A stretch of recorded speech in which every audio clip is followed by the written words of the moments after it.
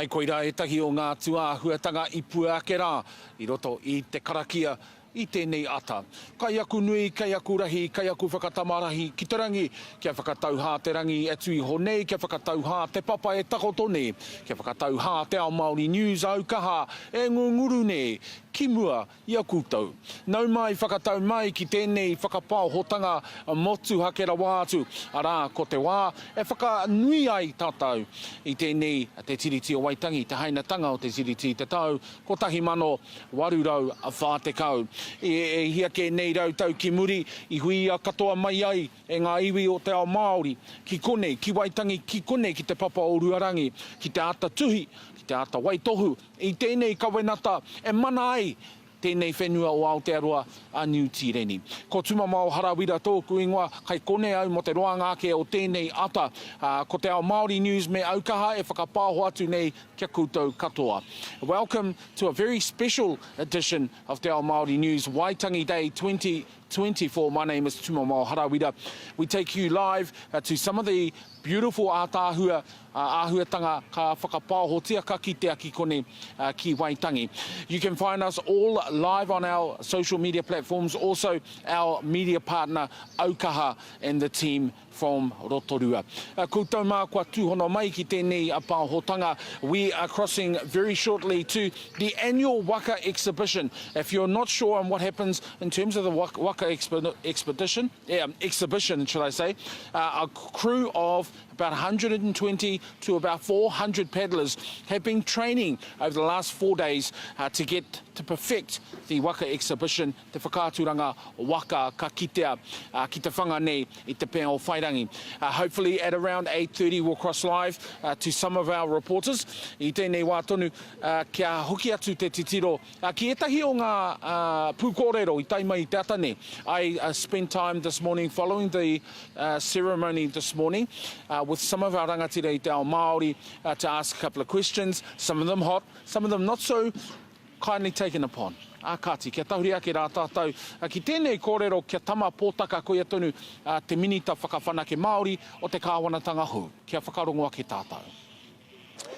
No reire e te iwi koutou I te wākainga, anei te minita take Māori hou o te rōpū nā hinara o te kāwanatanga hu, arā tama pōtaka. Tama tēnā koe. Tēnā koe, taku manu noho mātārai.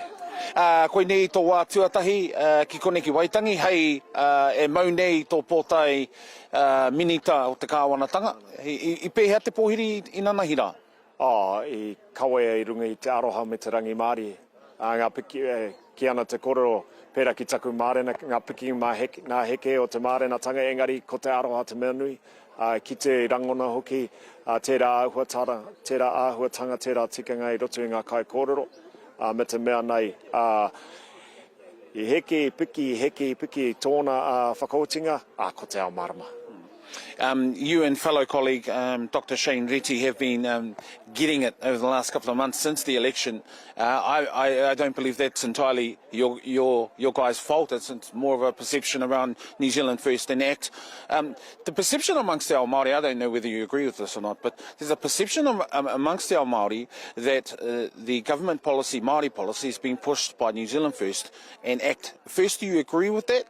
And what is your response to people that say that the Māori policy is being pushed by by coalition partners? Yeah, the first thing that I would say is that we're absolutely focused on the economy and ensuring that our economy is right-sized and recalibrated in a manner that we can see economic success and prosperity, and that affects all people and particularly iwi and Māori communities. That's the first thing.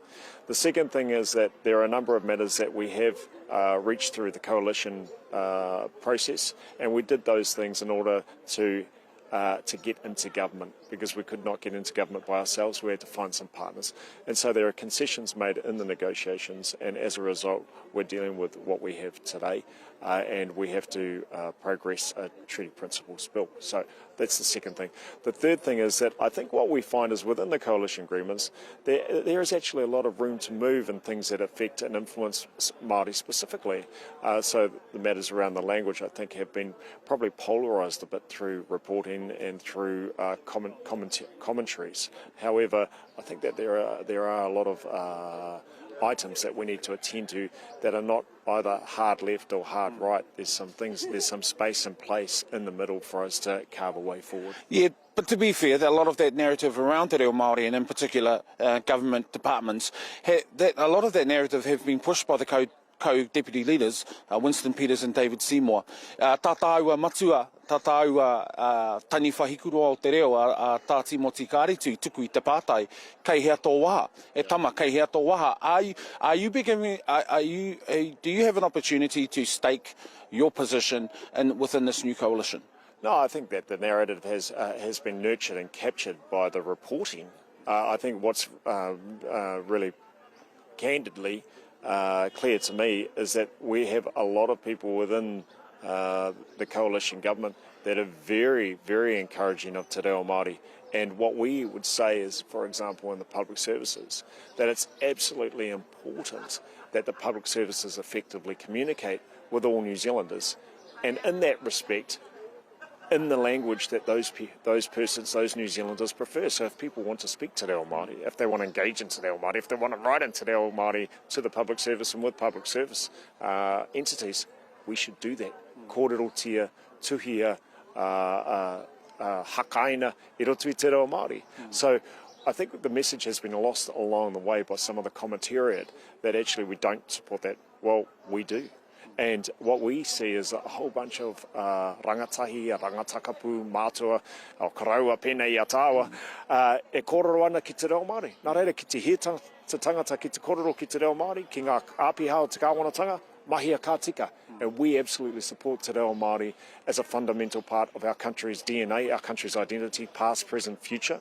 And we should continue to do that. And it's our birthright, and it's our kids' birthright. So don't stop. Kia kaha ki te kōrero Māori. Are you worried about the perception that the Māori policy, in terms of having the Prime Minister's ear, in terms of Māori issues, that the ear of the Prime Minister is between the Deputy Prime Minister, Winston Peters, and David Seymour, and that it seems as though that you and Dr. Reti do not have a place or space to push Māori policy? No, I think that there are a number of things that we are going to do and we are doing right now that you'll see have a very specific direct impact on Māori, and many things that have an indirect impact. For example, the mahi that Dr. Reti was doing just before Christmas, there was an announcement about immunisations and delivering funds directly from the government to providers rather than going through, winding around bureaucracy. So I think that's a demonstration of what we believe in, which is devolution. And we think that that can help facilitate, not give, but facilitate and scaffold mana motuhake and rangatiratanga I rohe. What we found is under the previous administration, it was peak kāwanatanga, so the government just kept on building bureaucracies. What we'd preferred to do is say, no, government doesn't have all the answers. Actually, iwi, communities, businesses have a lot more answers between them than just government alone. So that's the approach that we have. We have more of a devolution, regionalisation approach, whereas the previous administration is more into kāwanatanga. We like to rebalance kāwanatanga with rangatiratanga. Kia ora, tama pōtaka. Thank you for taking the opportunity to have a chat with me this morning. Ngā mihi, kia piki te ora, kia a koe, kia tātou katoa. Kia ora, tēnā koe. Ngā mihi.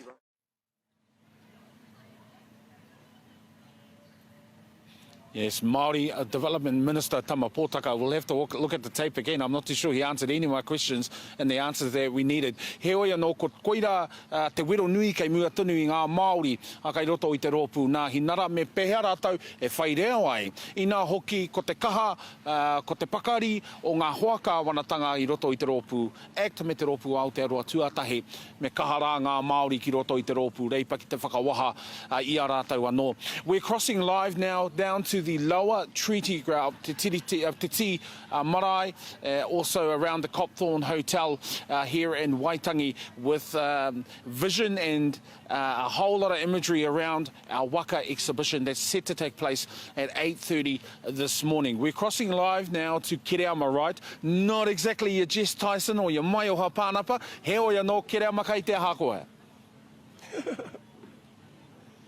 Ai, kia ora e tūmamau, he kalohi pūro tuake I tēnei ata nei, I te korenga o tāu a tuahine, engari, kei te kita mai koutou kei konei, kei runga I te piriti. E hia rau mano tāngata rānei kei konei, e pō I mai ana ki runga o te tio tira ki Ruarangi, ki te whakanui te tiriti o Waitangi tēnei rā, whakahirehira ki a tātou katoa I rongo rā tātou I ngā karakia, I te ata nei o tira ngā mihi a ngā rangatira o Aotearoa, I te ata nei e whakanui ana I tēnei rangi whakahirehira me te aha, a he rangi tēnei e whakanui ana e te tini me te mano, tai pake kei mai tamariki mai a noho ki ana kei konei, kei tōku taha kei konei rātou e tatari ana ki ngā waka kei ki te pēa koutou I ngā waka kei tuākera.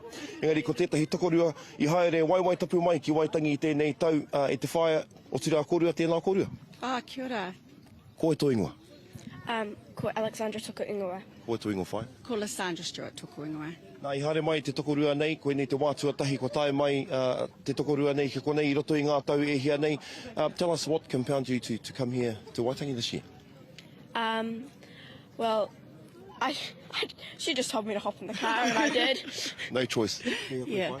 So for us it was really much, she'd never been here for Waitangi, and so I really wanted to make sure she had this opportunity because we had the floods last year and COVID before that. But for me, as a kaiko and tūmaraki and a mum, the shifts, the winds shifting the last 3 months have really made us understand how important it is to be here, but also for the manaakitanga and whanaungatanga and kai, isn't it? So that's going to be... How far did you travel?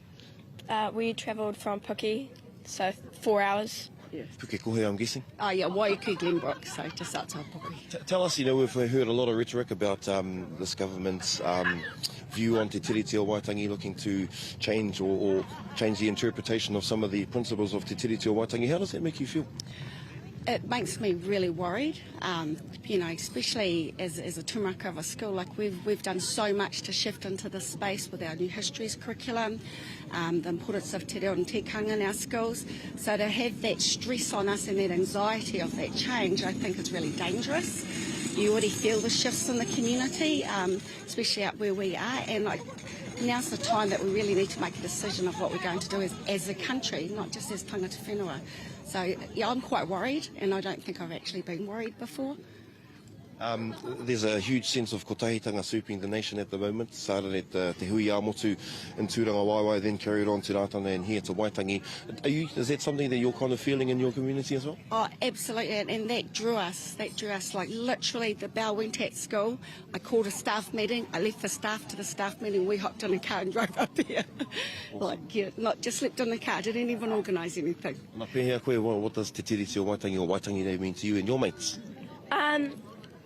Fry bread. Fried bread. Ai, e whakahirehira tērā whakautu kei roto I o tātou whakaaro katoa. Ko te prawa prai he kōrero whakamitinga wai whai. Do you have anything else to add? I just think that this is a time when everyone should come together. We don't get to go to another country. We don't get to have our language in another country. We don't get to have our kai in another country. This is one Aotearoa. So whether you're Māori or you're non-Māori, we have a duty to actually do better as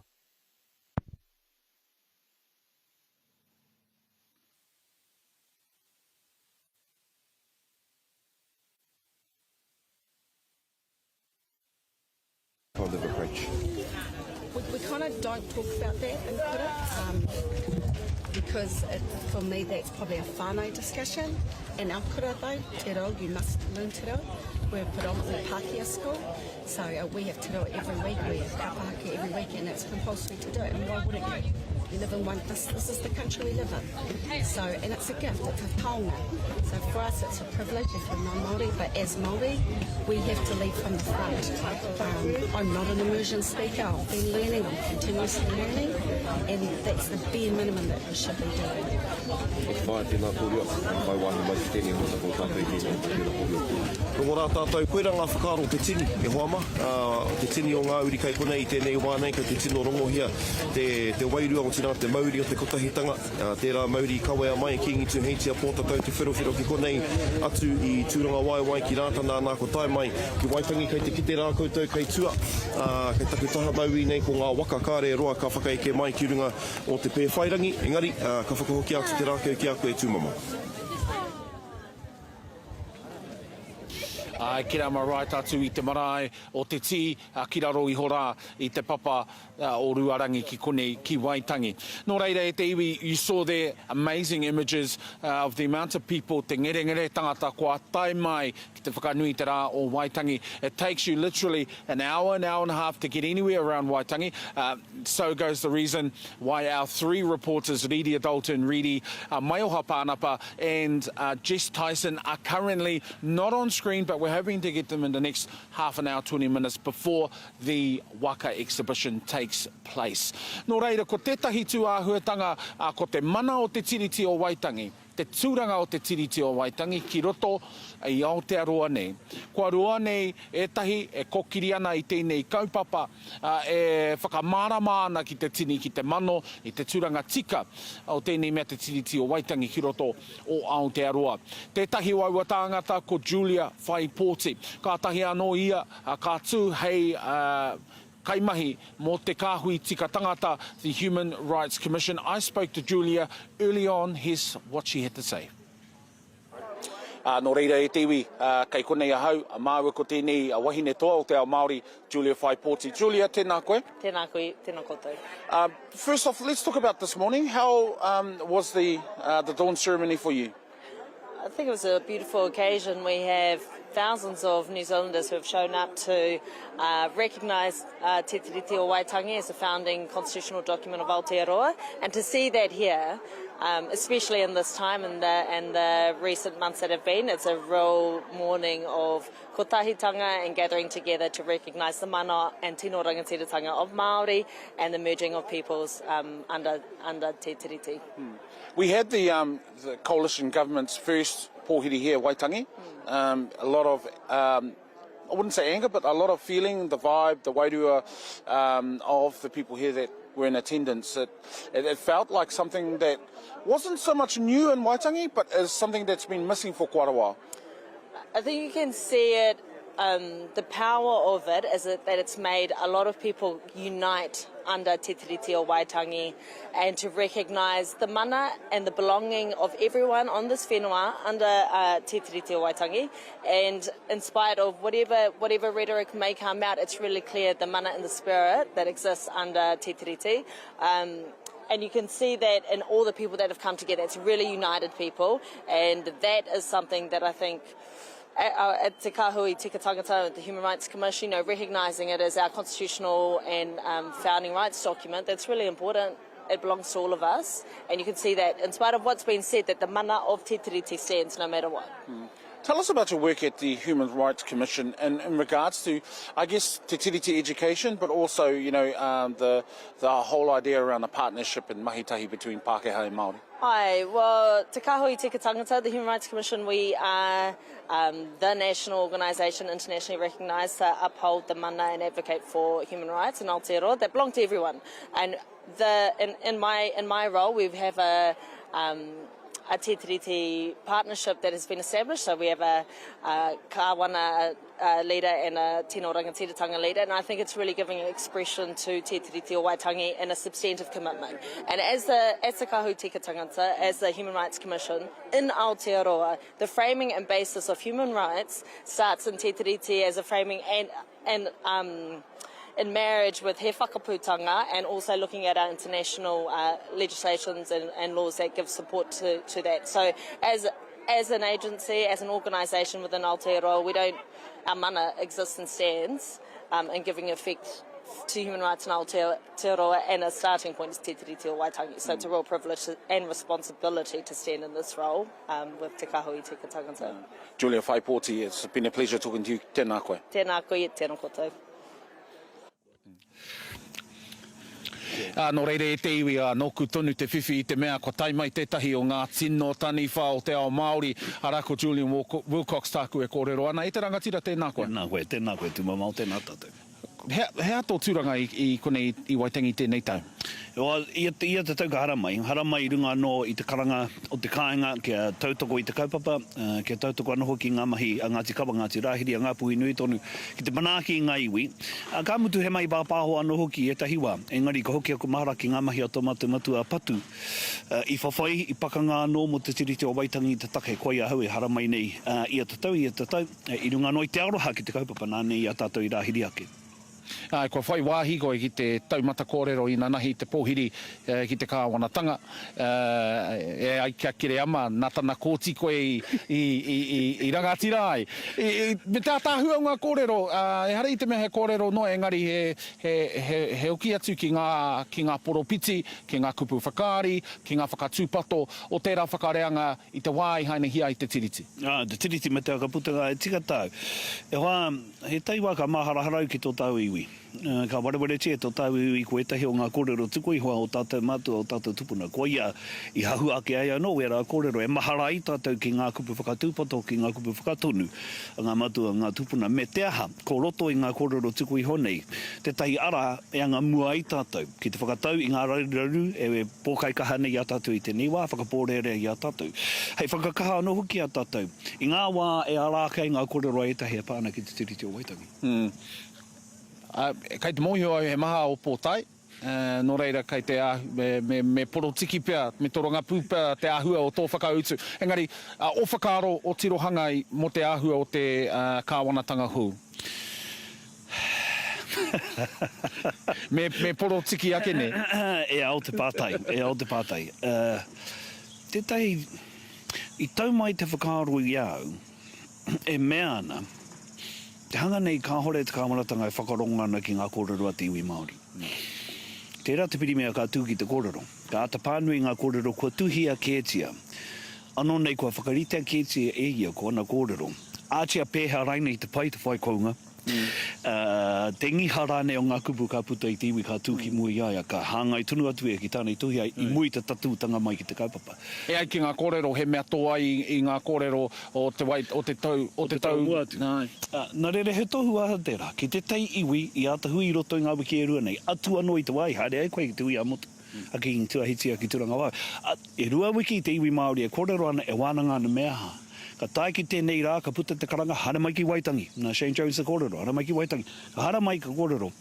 Tahi ka tū te pini mea ki te ata pānui, ki te ata rīti haere, me te ata kōrero i ngā rīti tanga mai, ki mo i te aroaro te tini tangata. He tohu aha tērā ki te iwi Māori, ka tai.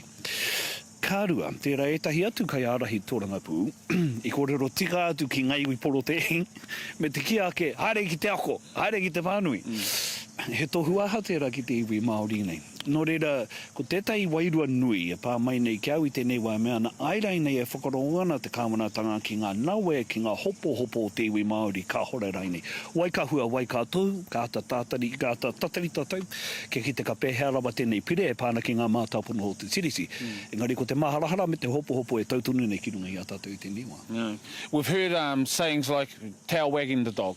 We're getting a perception that the Māori members in National do not have the ear of the Prime Minister. It seems as though the coalition partners, David Seymour, Winston Peters, and to a lesser extent, I suppose, Shane Jones, in terms of Māori policy, do you get that sense? Well, far be it for me to postulate on matters of the politic, except to say that what we're hearing is there's a bill and that the national government, the majority party, will support the bill up until the first reading. But given the division and given the ripple effect of that bill, whatever its intentions were, but the effect and impact that has had on Māoridom, you would have thought by now someone might have said, are we right to keep this thing going, or should we maybe pull back a bit? Now, it was noticeable in the Prime Minister's address, despite the fact that he was just reading his prepared notes, was that the Prime Minister was very deliberate and I think quite strategic in the way that he read his address. It was very toned down by comparison to the other party leaders in that coalition government.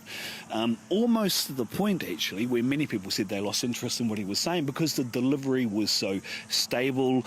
You know, it wasn't inspirational, it wasn't motivational, it was very matter of fact. And I think very politically nuanced in the way that he delivered that speech. And I think that says a couple of things. I think it says, yeah, maybe we just need to let those guys go a bit and we'll just wait this thing out for a little bit. But given the impact it's had on Māoridom, and as Waihoroi Shortland said, I've never seen someone bring Māoridom together so much, and this is what's happened. It's given us, I think, the impetus to think about how we might want to work together, maintaining, yes, mana motu hake te te, but also kotahitanga going forward, and what that means, and what that looks like, and what actions we'll undertake to achieve that kotahitanga. And I think that's a really powerful thing for Māoridom. E te rangatira tēnā koe, I know you've got a lot on your plate, tēnā koe. Right now we're going to cross live to another ring-in that we've got, because our girls, our Tirito cadets and also Jess Tyson are still stuck in the traffic. We're going to Moiho Hodges. E te rangatira kai hea koe? Kia ora tātou, ke konei mātou i te taho o te moana, a koe nei ka tai mai ngā waka, engari ke konei a moana mai ngā puhi merchandise, ki te kōrero mai kia mātou i tēnei ata. So how special is it to have as many people as we have here at Waitangi to celebrate? It's great. To be honest, this is the first time I've been here, and it's awesome. Great experience. Great to see so many people. Beautiful day for it. Yeah. I know the sunrise was beautiful this morning. What's some of your highlights from this weekend? I think seeing as many Māori out here as possible this time round. The manaakitanga, the kotahitanga, everything. It's special. Yeah.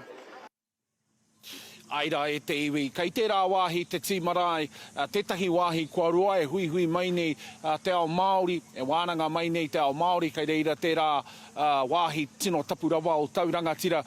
Due to renovations of the wharenui down e te tīmarae, the forum tent, which is traditionally held down there, has been moved over to Wharewaka, but we still see a lot of our people over there. It is a hive of activity. Nō reira e te iwi kōrero a hau kia Julian Wilcox me te rangatira o ngā kōrero kei te mohi o tātou ki te tūranga e nohia nei e tērā rangatira o te ao Māori.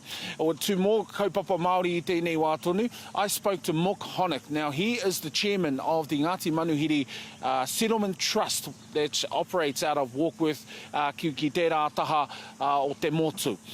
We spoke briefly about what was happening in Waitangi, but also some of the issues that his iwi are facing Ngāti Manuhiri within the wider Auckland area. Kia tahuri ake tātou. Nō reira e te iwi kei konei a hau ki te kōrero ki tēnei rangatira o Ngāti Manuhiri ara ko Mook Honek ko ia tonu te hia mana o te runanga o Ngāti Manuhiri ki roto o te kaipara e te rangatira Mook. Thank you for joining us this morning. Morena tate. Tēnā koe. Tell us about this morning. What were some of the key poignant moments, I guess, of this morning's ceremony? One of the key, first off, it was a marvellous show of unity with everyone. And some of the main points that came across this morning was one of unity. And obviously the mana that the treaty holds for all New Zealanders in Aotearoa. And it was a mixed messaging from the different parties that were there. The Prime Minister gave his address and his speech, no surprises there, and then also of the faiths that, especially the Ratana Minister. I thought his sermon this morning and his messaging was very clear, and it reflected on the struggle of Māoridom and Tamato and the like. So very unifying, but at the same time the messages we still need to carry on with tomorrow. And the message I think for everyone really was tomorrow is another day, and we need to work on that kotahitanga and that unity and make sure that the messaging is upheld, not just words, but it's actually upheld.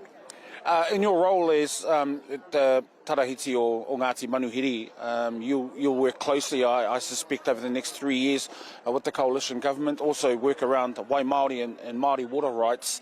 The perception amongst our Māori is that New Zealand First and ACT are driving the Māori policy in this new coalition. Do you feel that you get that sense from the new coalition, and what does that say about the Māori MPs in National? I certainly get a sense that ACT in particular are really driving the reforms, which obviously we're opposing a lot of those reforms and want more discussion and consultation in around them. New Zealand First, I think, with their declaring their hand that they're not in favour either of the tiriti being reformed and the like. So I still see that between National and the other two parties that the tail is wagging the dog, if you like. And I look to all of those ministers and all of the coalition to uphold what they're saying. And that's the truth of it all. Yeah. For kaupapa closer to home, we've had the environmental court decision on the mega dump, proposed mega dump in Dome Valley. Ngāti Manuhiri Trust and Ngāti Manuhiri have come out in support of the proposed dump. What are your thoughts, the reasonings why the decision to go ahead and support the application in the Environment Court? Well, we opposed the application in the first instance. We weren't happy with a lot of the conditions in it that we'd negotiated with Waste Management. And then we got to a stage where the conditions were improved or satisfactory to ourselves, and we felt then that there was justification with ourselves to support the application for the landfill. And we do that in the essence that we are the mana whenua of the area, and I think it gets back to actually, by Māori, for Māori, that we make our own decisions in our own rohe. Some of our whanaunga and our relations in that weren't happy with that decision, and that's their prerogative, and we respect their decisions. But at the end of the day, there's a relationship between ourselves and Waste Management and the wider community. And let's face it, there's 1.7 million people just down the road, and that paru has to go somewhere. It doesn't necessarily have to go in any specific place, but the planning of where it's going to be placed and the location of the landfill, we're in agreement with, and we feel that the conditions that have been settled will nullify any of the adverse effects to a satisfactory degree that we're happy with. So we are supporting it. Te rangatira moko, tēnā koe. Tēnā koe, thank you very much. Kia ora tātou. Kia ora, tēnā. Ko te reo tērā o Mok Honik, kei konei, kei te papa I haina hia I te tiriti o Waitangi, te papa o Ruarangi, kia maumahara anō hoki koutou, ka whakapāohotia te hīkoi. Te tehi o ngā tuāhuatanga kua roa e kite ana ki konei ki Waitangi, tōna tikanga hei te tekau karaka ka tai mai, te hīkoi ki taurangatira, tētahi wāhi ka raro iho nei I te papa o te tiri, te papa o te tarahiti, ana hei te tekau mātahi karaka tōna tikanga, ka eke mai ki runga o Ruarangi. Ko tōna, kua iai ki ngā kōrero, ko tōna toru rau ngā hoiho, kua karahui mai, hei kokiri I tēnei hīkoi, no reira hei a ko tata ake nei, ka whakapāohotia tērā tuāhuatanga.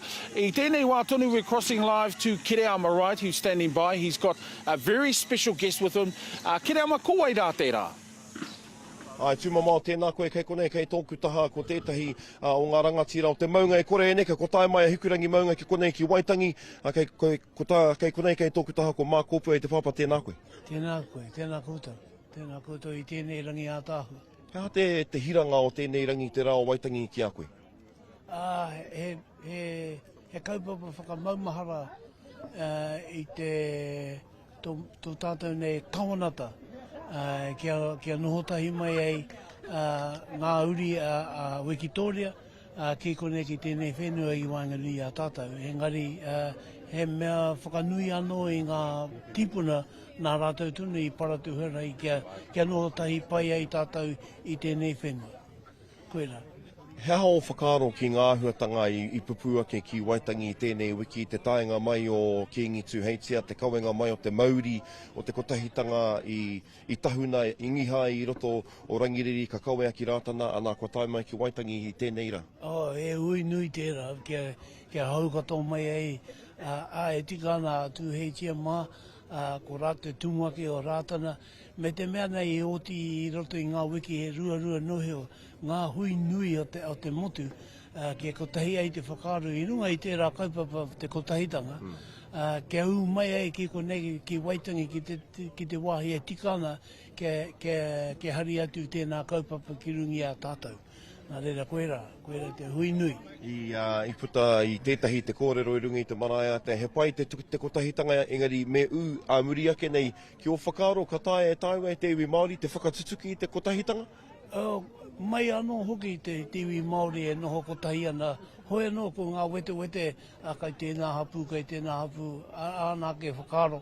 Engari ke awa nei ko te iwi me kātunu rātou I te hau ki rote I raro I te maru o te kotahitanga, ko te iwi Pākehā. Ko rātou kei a rātou ke tēnā tikanga kia kotahi. Nā reira, kei te kite huki nei I tēnei hui nui, ko kotahi te iwi Māori. Engari ko tāku tunu kia tino kite me e kotahi ana hoki te iwi Pākehā I raro I te kapo o Waitangi. Hea o whakaaro ki ngā kōrero a Winston Peters, a David Seymour, a Christopher Luxon I rungi te maraeata I nana hinei. Ki o whakaaro I eke I whai kiko rānei? Kia aue nei taku titiro taku whakarongo, kāre hoki e pēr rātou I te tino whakarongo ki ngā kōrero, ki te I o ngā kōrero. Haunga pēr ko ngā mea whenei a Shane Jones mā, kōrongo tonu nei ngā kōrero, engari I tēnā toko tonu, kāre I te tino ko hipa no atu nei ngā kupu, ngā kōrero te iwi Māori ki a rātou. He haotu manako, hei te tau 2004 ka whakanui a te ruarau tautanga o te tiriti o Waitangi, he haotu manako mō Aotearoa hei ngā tau e tū mai nei? Ko tāku tonu, ko tēnei kaupapa, he kaupapa mō ngā reanga hou. He kaupapa no tēnei mō ngā reanga hau, ka hoki maharake I te wā tonu I haria e Norm Kirk, te tahinga atu maiti o taua wā ki runga I te Atamira, ki reira I moheo tonu ne mātau I nui te whawhai kia eke ai tēnā wawata kia kotahi te iwi. Mōku tonu, kei reira tonu te whawhai, ko tāku tonu ka waiho tia te mātereanga hau tēnā whawhai e kawe ake ki ngā rua rautau kei mui a tātou. Te rangatira e māke mihina ki a koe I te rangatira o ngā kōrero me te wero ko whakatakotoria ki te hunga rangatahi mā koutou tira mā tātou te hunga rangatahi. Tēnā kaupapa e kōkiri hei ngā tau e tū mai nei ka whakahokia te rākau ki a koe e tūmama. Ai mā ko pua tērā tētahi o ngā kanohi ki te kanohi rongonui o te ao Māori. Now, we're going to stay down the bottom marae for just a little bit so we can bring you these pictures. Absolutely amazing scenes here in Waitangi. Obviously, if you've been coming by car and you're watching this on your cell phone, then you know how much traffic is actually here in Waitangi. There's literally thousands of people lining up beach as far as the eye can see and waiting for this flotilla of waka. Now, very interesting, the flotilla of waka, it started way back in 1940 at the Waitangi Centennial celebrations. 1937, a call was made to carve a waka taua. Ko tana ingoa ko ngā toki matawhaurua I tere atua tahitia I te tau ko tahi mano e warau a whātekau. It has been running continuously since 1974. There was a time where it was left in its whare waka ki roto ki uta, engari I hauhake anō I whakamohautia I te wā I a tāhimi he narema. The largest waka taua in the country, manned by at least 100 people. So these waka are going to be a special highlight for a lot of iwi that have come to Waitangi because as we've been on this journey since te hui a motu takatu atu ki rātana huri hoki mai ki te muri whenua ne ki te hiko te ika ki Waitangi. We've seen a journey, we've been on a journey. Some of our people have never been to Tūranga Waiwai, never been to Rātana Pā and never been here to Waitangi. So we've got this amazing atmosphere and this vibe and this energy and te waka, ngā waka taua o te tai tokerau, o tai nui waka o ngā tiawa, o te arawa waka no hoki, ko tai mai, ko hihiko te wairua. Kāti e te iwi kia tauria ke tātou ki tō tātou tangata, tō mātou tangata a moihau. Kei reira, me tētahi kaimahi o mua o whakaata Māori, ko ia tonu te pou tikanga Māori o nā rā. Heo anō, kua noho mai rā ia hei kai kaunihera Māori, ki te kaunihera arohe o te hiku, o te ika ara ko Babe Kapa moihau, kei te aha koa. Aira, ka tahi anō mātou kia tūtaiki i tēnei nā te o ngā rangatira e matua. How special is it to see the amount of people coming together for this Waitangi Day? Te mea nui ke, te nuinga o tātou ngā hapu i roto kaikoi, i roto ngāpuhi, ko taimai ki te tautoko i te rāne. Tūroa, i hui tātou i runga rā, i kona ngā iwi katoa.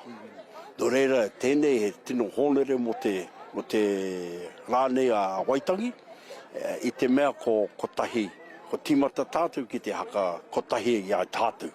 Reira, he rā nui tēnei. Kia koe, he maha ki ngā tangata kua taimai i tēnei rā ki ngā taukua pahure? Ki taku nei titiro, i te mea ko ngāwiri haere ngā kōrero, aha ko kei kona ngā pakeketanga, engari e māma noi ho, i te mea ko tau te rangi Māori i roto i ngā hapu, me ngā iwi katoa, puto no Aotearoa, ki te haere mai i runga i te whakaaro ko tahi. Ko tērā te mea nui, ko ki te tātou ia e nei, e puawai ana tērā kaupapa i roto i a tātou.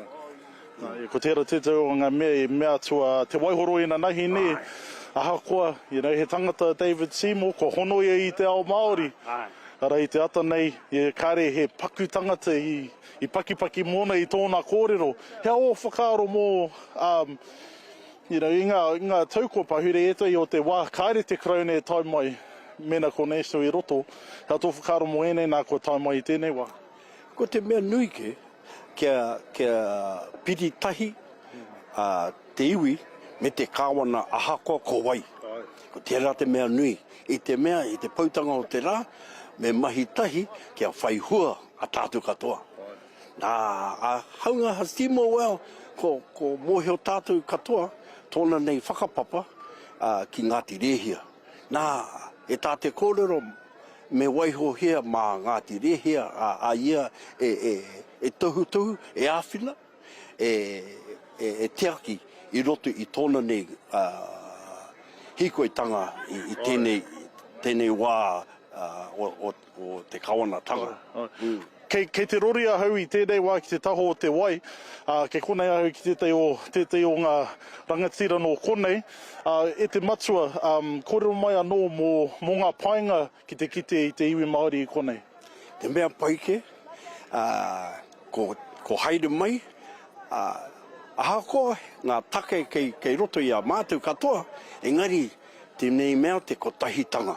O tērā te mea nui, e tūtahi ana tātou, e piri tahi ana, tuku ana ngā whakaaro ahakoa o rereke, o rite ana, engari te mea nui ke, amuri tērā, ka haere tātou ki te kai. Tērā te mea nui. Because we're talking a little bit about kai at the moment. What's your favourite kai? Look, being a gluten subject, all the gluten-free kai, you can't get that in fried bread. You can't get that I just saw one of my whanonga having a power fritter. Oh boy, tangi te ara, te ngākau mo tango kai. Engari, te nuinga ngā kai kei kone, e taia te tangata ki te kai. As long as you got gluten-free, paitaku kai. Awesome. Tēnā koe matua, tēnā koe motowa i te ata nei. Kia pai te rā, ne? Tēnā koe tū. Kia ora. Ai, bit of an institution around here is old Babe Kapa. Nō reira e mihi atu ana kia Babe. O tira ki tana whānau whānui tonu me te kaunihera arohe o te hiku o te ika. Waitangi 2024, we're here, it's live and popping. You can find us on all our social media platforms and also our on our Facebook page. And I'm going to get Hanese just to turn the camera around. Kia ora, tēnā kōrua. We're just going to go live over here. We've got our recently arrived reporters. We've got Jess Tyson and Riria Dalton Reedy. They're over here. They come over here, come on, let's get in here, get in there. Now, how bad was that traffic? Well, that was a long time. So we came from Russell, so we caught the ferry this morning. At about 6 a.m. we arrived there, waited, it was late. Ne kia tui te rua haora kia tai mai kororareka. But I guess that's just how Waitangi rolls, eh? Should I have that local insight? This is your violin. You know, 'cause you can cry me a river. You can cry me a river. But anyway, we've got an amazing day ahead. We're going to let you two take off and go down to the scenes down in the waka. Engari, tēnā kōrua, ka aroha kia koutou i tō koutou tai tō muri mai. Aye. I'm understanding. I'm not too sure about our boss, Roihana, but kei te pai tērā. Thanks Kei for te pai holding the tērā. fort. Yes. Okay, now get out of my frame. Okay. Get out of my frame. Ka kite. They said brush your hair, but I don't think that's... hoi anō.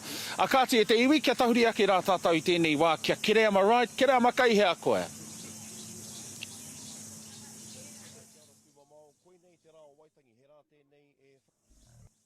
Whakanui ai tēnei hononga i waenga i a tāua i te iwi Māori, me te iwi Pākehā i tāi mai neke atu i te kotahirau waru te kautau ki muri. Me te hap, kei konei taku hoa nei a John, i haere mai i pōneke rāno ki te whakanui tēnei kaupapa John. Good morning. Tell us what's the significance of Waitangi Day to you? Well, it's the founding document and the founding... It's the important thing about New Zealand, really, I think, you know, and the passion that's being shown here yesterday and today is just amazing. You come with a unique perspective, you know, kind of from the outside, and how have you found it? I saw you at the karakia this morning. What sort of wairua have you felt being here in Waitangi? Oh, it's extraordinarily generous, very generous, is how I've felt. That there has been a lot of love shown, and despite this three-headed government. Yeah. Speaking of the three-headed government that we've heard a lot about over the last couple of weeks, how do you feel about, you know, the approach of this government at the moment? Well, I mean, we're Labour supporters. This is not what we wanted, that's for sure. And it just seems like Luxon is he's made an unholy alliance, really. Somebody was talking about the tail wagging the dog, and that's what's happening, I think, at the moment. There's a, you know, Te Reo Māori feels like Te Reo Māori is under attack, changing some of the names and stuff. Do you share that whakaaro that David Seymour and them No! Not at all. Why would Māori have done that? It was between two sovereign governments, this Waitangi Treaty. What are your views on Te Reo Māori and the government's kind of attempts to belittle Te Reo Māori? It's crazy. I mean, what has happened over the last, well, we've been here 40-odd years, the last 10, 20 years, a resurgence of Te Reo, which is so important. And, you know, it's wonderful to hear it spoken on the radio and the TV and to see it on the signs. Why turn that back? It's crazy. Yesterday at the Pūkōrero, one of the primary subjects was looking ahead to 2040 to the 200th anniversary of Te Tiriti o Waitangi. What do you hope for New Zealand leading up to the 200th year? Wouldn't it be good if the treaty was really honoured? If two people could live together and create a great country. I mean, it is a great country. With respect for Māori. Yeah. Not the way it is at the moment. Thank you very much for your time and sharing your thoughts with us today. Ka whakahokia te rākau kia koe e te rangatira e tūmama.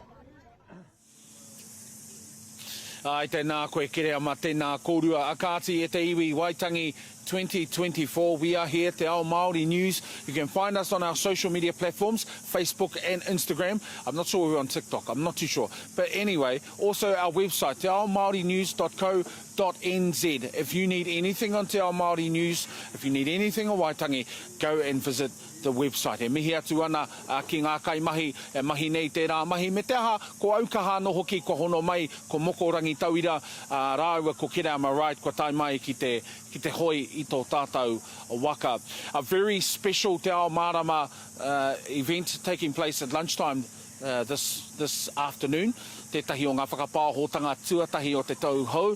Nō reira, kia tūhono mai koutou ki te tekau hei te tekau mārua karaka ka whakapāhotia a te ao mārama. I tēnei wā tonu kia hoki atu anō tātou ki rarora ara ki tō moihau taha. Moihau, kei hea koe, kei te aha koe. Kia ora, I'm here with Mikey. They have a big kaupapa here with trying to save Cody dieback without Ako. Kura mai ki tō kaupapa, bro? Ai, true whanau. So we're here at Waitangi, our special day, just informing our whenua, our whānau about the importance of Cody and also the presents they have. And just inform them like hygiene, you know, gotta clean those shoes, arrive clean, leave clean. And just inform them, just the key messages, just the cleaning, also staying on track, and also not just looking good and spreading the message, but we also get out there and do the mahi. Yeah. But how special is it to come here and see so many whānau coming together for this awesome kaupapa? Oh, it's bloody amazing, because it's beautiful to see our own whānau, own whenua, and also a lot more interactions than last year. It's choice, it's me. Yeah, it's been a while since I've come back to Waitangi, but it's special to see how many people, even at this morning at the dawn ceremony. Man, it was jam packed, eh? Yeah. It's what's your whakaaro with all the different iwi are coming up, you know, tūhoi showing their presence up here, Tainoi's come up with a big cohort. How special is it to have everyone coming up? Oh, it's quite uplifting, eh? It's you can feel the mana when they arrive from all around. It's beautiful. It's beautiful. Awesome, bro. We'll have a lovely day. Yeah. Soon we got the wakas coming through. Ka hoki atu kia koutou. Kia ora. Kia ora. Ai tēnā koe moihau hoi anō koutou kei te wā kāinga kia mohio mai anō koutou I tōna tikanga. Kua timata kē te tere o ngā waka taua ki konei ki Waitangi. Stay tuned because we will be crossing live as soon as anything starts to kick off down at the bottom marae. Hoi no e hoa mā kei tahuri atu anō tātou kia kere ama right. Kei reira ia me tētahi tino manuhiri tuarangi koe ke mai nei ki runga o te ao Māori News. Kere ama kei a koe te wā. Ai, kia ora tū mamau, kei konei te iwi Pākehā, engari kei konei anō hoki ngā tāngata whenua kua aua atu I te toru te kautau e haere mai ana. Before Waitangi Day became cool, people like Henny were already here. Nō reire te tuahine e mihi ana kia koe. Hea te tikanga o tēnei rā kia koe? O kia hau, he mokopuna hau no te tiriti o Waitangi, e pōhea te Pākehā, he me pēhea te whai uri te pepa rā, engari e harako te pepa kia tātou, he wairua ā-roto, he kōrero, he ōhaki no ngā tupuna. Nō reire, tēnei rā, haere mai au ki te hono me te hikoi ki te tautoko, e wehe mai aku tamariki mai I te reinga, I ngā rā e toru e whāpea kua neke atu. Hoi anō ko taku kōrero I tēnei wā, atu tainga atu ki te whare rūnanga, ki te wirohia ki o tātou nei māngai mo te iwi, kia kaha. Kawe e arohaina atu ki te krauna, nā te mea hore he paku aroha te krauna kia tātou, nō reira, hei aha te pati mo te muni noa, ko tai te wā ki te whakahukia ngā māngai mo te iwi, ki o rātou nei, whānau me te hapu. Mehe mea I whai wāhi koe ki te kōrero, I kite au I a koe I runga I te marae ate I nanahi nei. Mehe mea koe I whai wāhi atu ki te kōrero ki ngā mema tō rangapū o tirā ki te pirimia, he hanga kōrero ka puta I a koe? Ko taku kōrero he pai te tiriti o Waitangi mō ngā tangata katoa, ahakoa he Pākehā, ahakoa he Māori. On my grandfather, Takiwā Hoterene, on his headstone it says, e tautoko ana I te tiriti o Waitangi, he supported the tiriti o Waitangi for Māori and Pākehā, and I think we have to really explain to Pākehā what that means for us and them. We have to tell them the tiriti o Waitangi is good for everyone.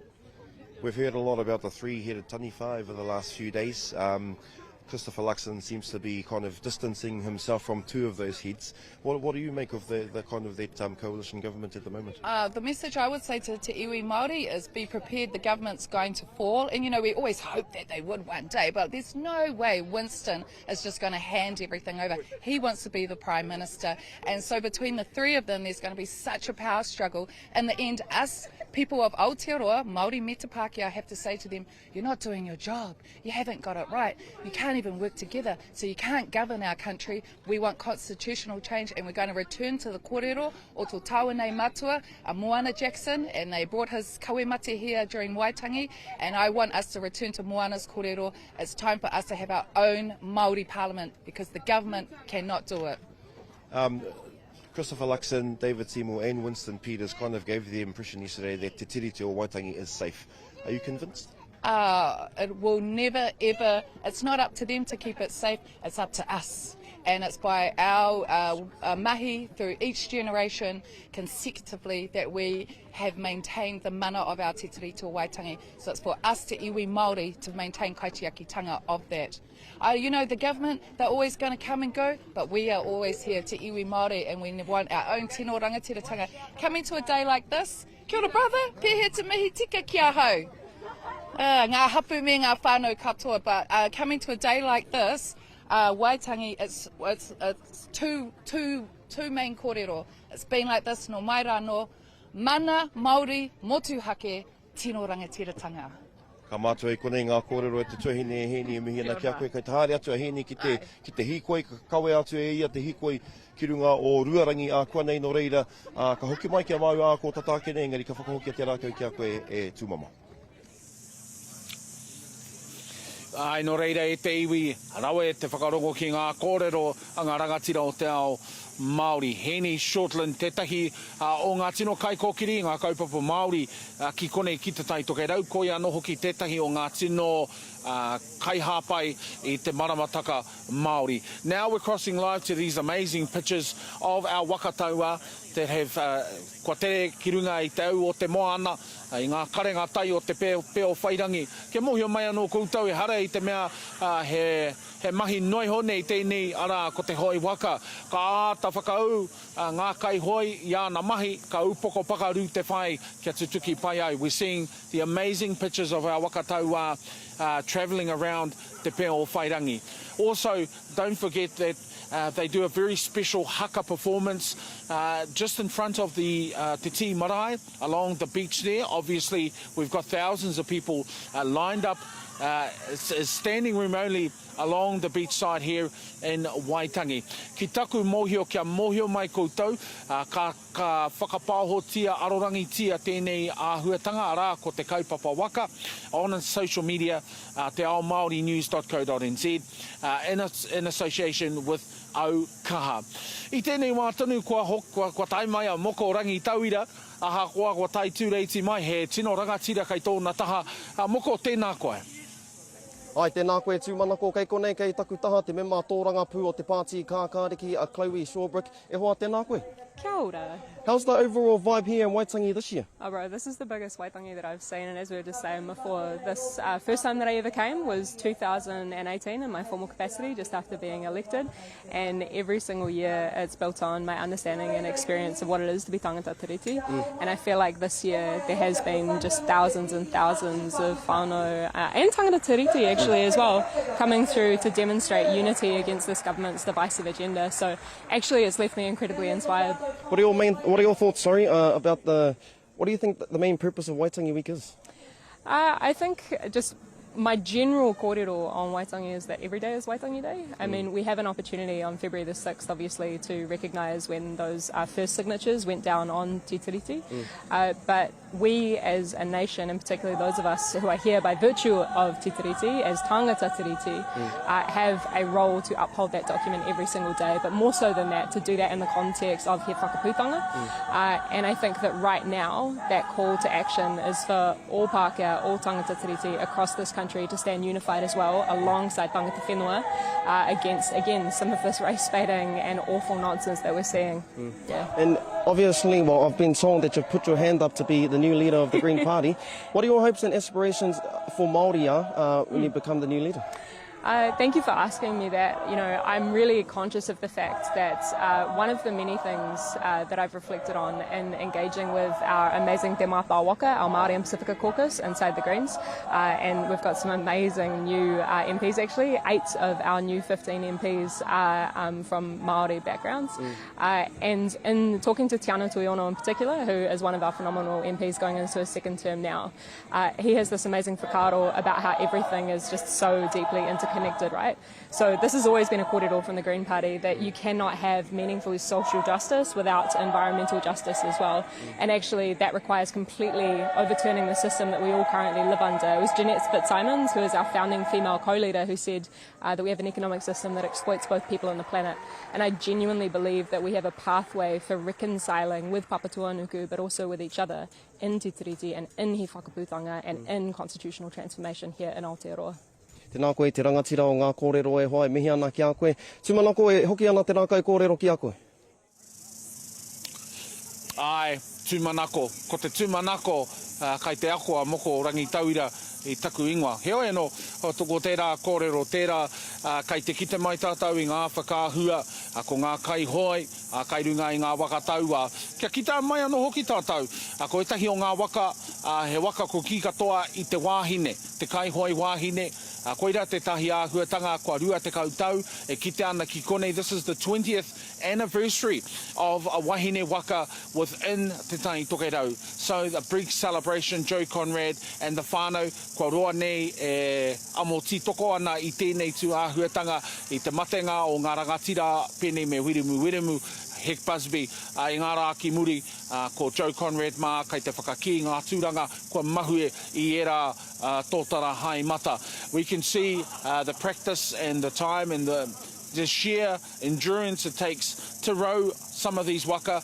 A lot of us whānau around the motu understand the complexities of hoi waka, and so it's a very difficult job. Kia mohio mai anō koutou, ko tētahi o ngā waka, ko ngā tuki matawhārua, as I spoke earlier. We also have another couple of waka. We have this very special Mātātua Puhi. Now, Mātātua Puhi was made in remembrance of the Mātātua waka, and also its captain, well, the captain from the journey from Whakatane up to Northland, that part of the Mātātua journey, me te kāpene o Puhi, kei te mohi o tātou, ko te kāpene tūturu o Mātātua waka, ko te tuakana ara ko toroa. Engari, i tāra ia tētahi waka taua, hei whakamaumahara, i te terenga mai o Mātātua ki konei ki roto ki au ki te tāni tokerau. Ko tētahi anō kaupapa, kai te kite i tēnei wā tonu, ko te nui o te hunga kua taimai. I ki ake rā au i muara mo te nuinga o ngā tāngata kei konei, ko tōna rua te kaumano tāngata, he waiwai tapu ki tēnei wāhi o Waitangi. I hara mai runga i te karanga, i whakatakatoria tuatahi tia ki te hui āmotu ki roto o Waikato. Nā, no reira e te iwi kia tahuri ake rā tātou ki tētahi o ngā kairipoata e whanga mai nei, e hoa kai te hakoa. Tēnā rā tātou te whānau. Ko tēnei a raiha rau ko whetū, ko ene ngā kaikaranga mō ngā waka e tata nei e heke mai nei ki konei. Kōrero mai e pāna ki, e koana te ngākau ki te tū, ki konei, ki te iwi Māori e hono piri tata ana? Hikaka ana ki te kite i te nuinga, e te toko maho ngā tangata. Kāore anō mātou kia kite i tēnei, te nuinga o ene tangata. He tohu tērā mo te kotahitanga o te iwi Māori. He wawata tērā mo te whānau nei, kia tūtahi ai, kia whawhai tahi ai mo tō mātou reo, tō tātou tikanga me te ao Māori. Ai. Are you nervous at all for what you're about to do? E kāo. Anei te tahi o ngā mahi o te whānau nei, he nau mātou te whiwhinga nui mo tēnei mahi. This is our first time doing the karanga for the waka. We got asked by Papa Ned to come and support the kaupapa, and me and our tamariki are really excited to be part of this beautiful part of our day. Our waka, our kaihoi always hold the mauri of Waitangi, and we are just fortunate enough to be able to welcome them onto the tātahi ki konei. Awesome. Well, I better let you get back to your mahi, because it sounds like the waka's about to come on, but tēnā kōrua, tēnā mō tō kōrua wā i te atanei. Kia ora. Nā ira e te iwi, it seems that it's kai te tīmata ngā mahi, kua tīmata te haere o ngā waka, ki runga i te moana, ki kone ki pē whairangi. Hewa no kai kone au kai te wāhi, i haine hia te tiriti o Waitangi kei mua i te aroaro o te whare runanga. Nō reira kāre anō au kia āta ki te ngā whakahua, nō reira ka whakawhiti atu tātou kia kere am I right. Kai reira ia e whakamai nei, ko ia kai te whakahua i ngā tūmomo āhuatanga e whakapāho tiana kere ama.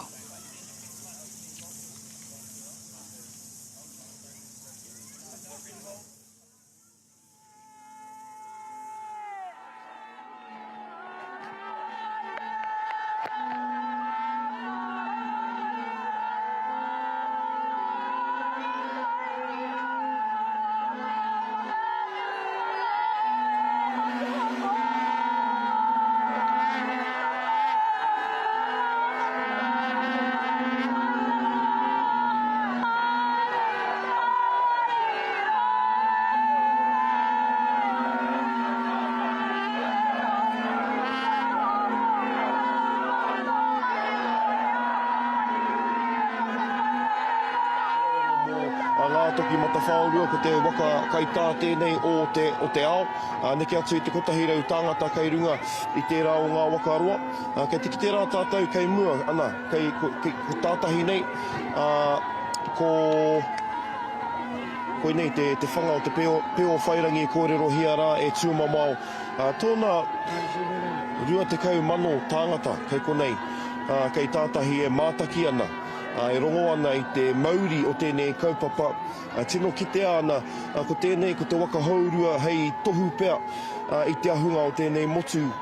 I runga i te kaupapa o te tiriti o Waitangi, o tira te whakaputanga, kua rongo rā tātou ngā kōrero i puta i te ruanga o ngā hui, o tira ngā pōhiri i tūkirunga o Waitangi i nanahi nei, i te rā nei, o tira i tīmata pea e nei āhuatanga, e nei kōrero, i te hui nui, i te hui a motu i karanga hiara e kingi tu heitia.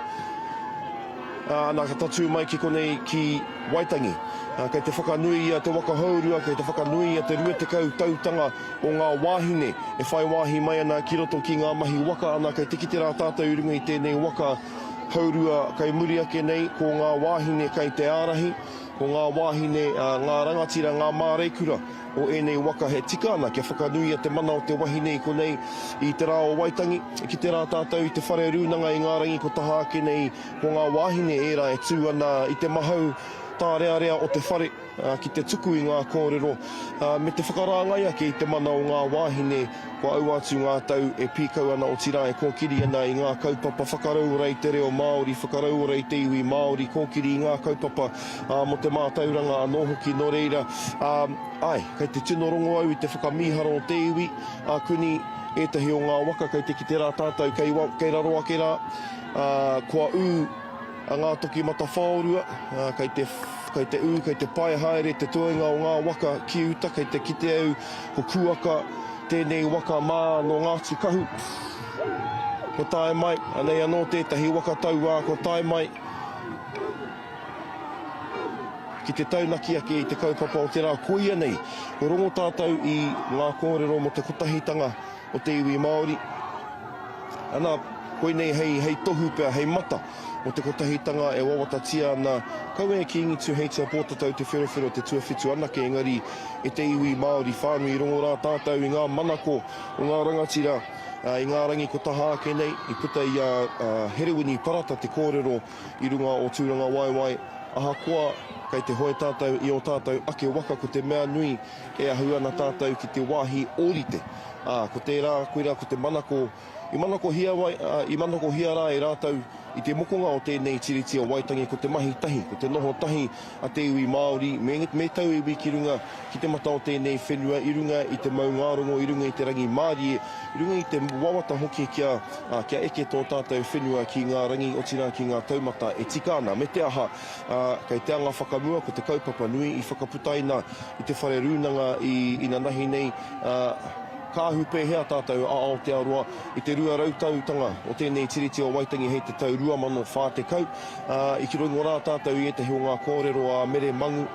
Kaore ia I tino whakai, kaore ia I tino hei tāna kaore I tino eke ngā kōrero a te Premier, ngā kōrero Winston Peters, ngā kōrero rānei David Seymour, I runga I te marae a te ina nahi nei, kei te whanai a te kāmera, kei te kite rā tātou I te tini o ngā tāngata kei konei I tēnei wānei, kei te whanai a tā tātou kāmera, nā runga I te rahi o ngā tāngata. Ko tae mai I runga I te koenga o te ngākau kia kite a kanohi rātou I ngā huatanga kei te kite e tātou I tēnei wānei, ke titua ke tātou ki ngā waka.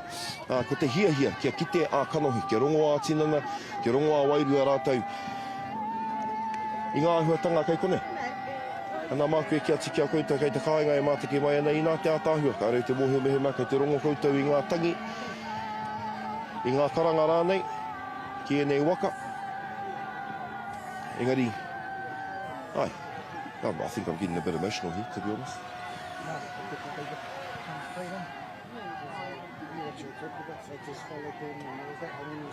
Engari,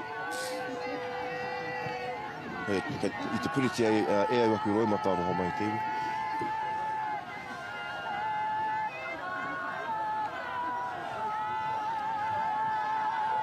E te kite rā tātou e whāngā waka kua uki ute I tēnei wānei ki aroha mai ka reo te mōhio ko tehea waka tehea. Engari, e nei waka katoa I ahu mai I ngā tōpita katoa te motu.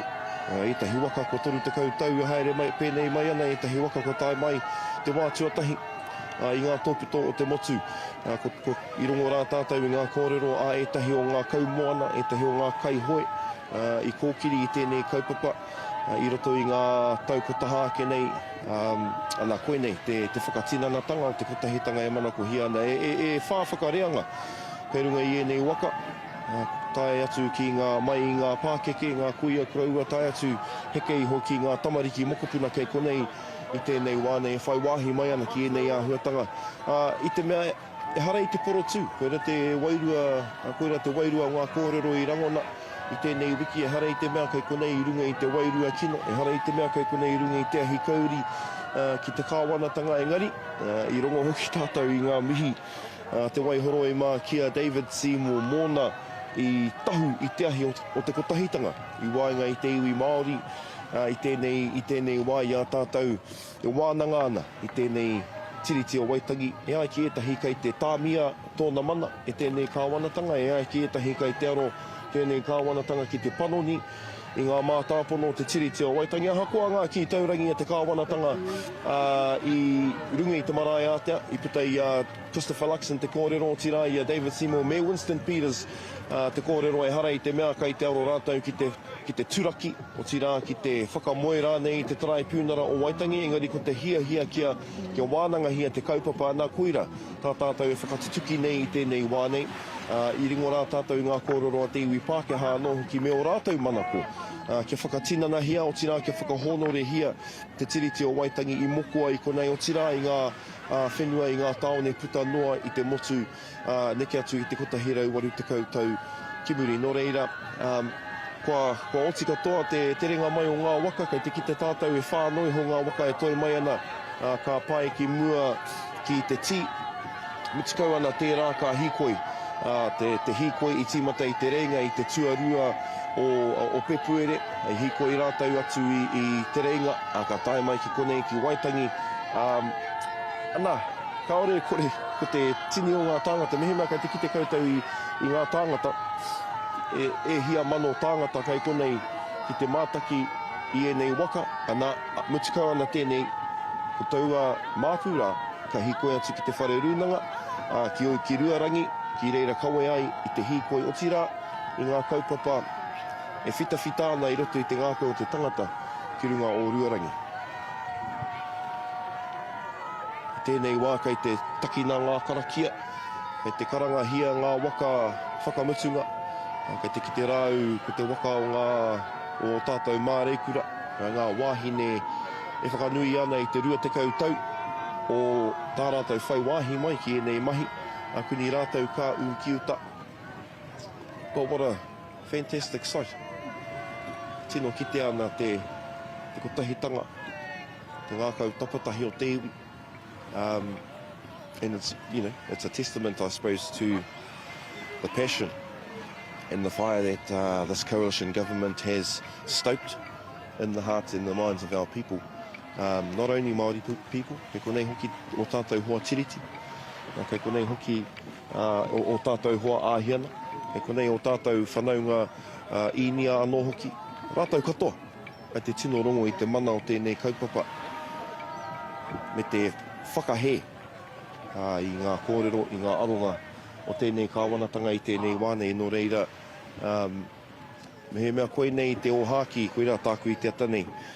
Me he mea koe nei te ohaki a kiengi tu heitia o tatau te whirowhiro te tuawhitu, ko te whakatutuki i tēnei taniwha, i te kotahitanga, i waenga i te iwi Māori, o tira i a Aotearoa. What a legacy for kiengi tu heitia that will be. Ko te pātai i toko ake i nanahi nei, ai, kei te kōrero hea e tātou te kotahitanga i tēnei wā, engari, kāha āmuri ake. Ka ura nei te kotahitanga āmuri ake, koe rā te pātai, koe rā te uru paunamu. E he mea, ka taia e tātou. Me he mea ka taia e tātou te whakapūmau i te kotahitanga ki te nukurua o tēnei whenua āmuri i te rā o Waitangi. Nei, kurongo au i nanahi nei, tērā tētahi hui kei te whakahaere hia e te arawa, hei te paunga o tēnei marama, kia haere tonu tēnei kaupapa. Kia kawea te Māori o tēnei kaupapa o te kotahitanga ki ngā tōpito katoa o te motu no reira, hei te paunga o tēnei marama, ki roto o te arawa, taku mōhio ko te maunga, e kore e neke ko hikurangi maunga no hoki ko Ngāti Porou, tērā kei te aro ki te whakarite i tētahi hui, ko Ngaitahu anō hoki, ko te waka māui e aro ana ki te whakarite i tētahi hui, whakaopeope, whakakotahi i te iwi, i runga i ēnei āhuatanga e kōrero hia nei. Nō reira, te tūmanako kei te rongo tonu mai koutou i taku reo, me ngā karakia, me ngā karanga, ngā kōia, kei ringa i tātahi, kei tātahi i tēnei wānei. Ara, kei te ki te koutou i ngā haki, e kapakapa mai ana, ētahi o rātou i tīmata i te rerenga wairua rāno, ētahi o rātou kātahi anō kā tae mai i te rangi nei ki te taunaki ake i tēnei kaupapa, ētahi o rātou kua au atu i te whātekau tau e hikoe na taku mahara i te rātou i te wā o te COVID ko Ruben Taipari me wana tamariki tokoru anake. I hikoe i te rerenga wairua tae mai ki Waitangi nei, kia ngiha tonu ai, kia tika tonu ai te ahi o tēnei kaupapa. Ahakoa tau atu tau mai me ngā tini āhuatanga o te wā, ngā whakapōreareatanga o te COVID, i kōkiri hia tonu tia te kaupapa e rā ahi kā, e te ahi kā o tēnei momo kaupapa o te mana motu hake o te tino rangatiratanga. Ana i nāne, e tiki te rā tātou, i te pīkoko nui o te motu ki tēnei kaupapa.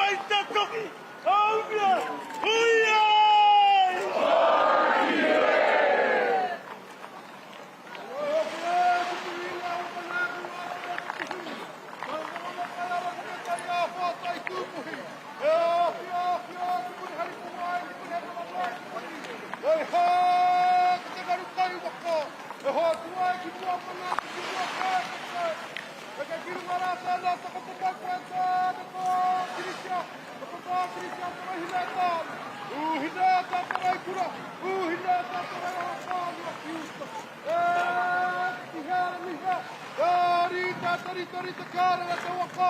Hirungai te hukau kōtangaro. Ora komāta tinuki, wa komāta tirangi.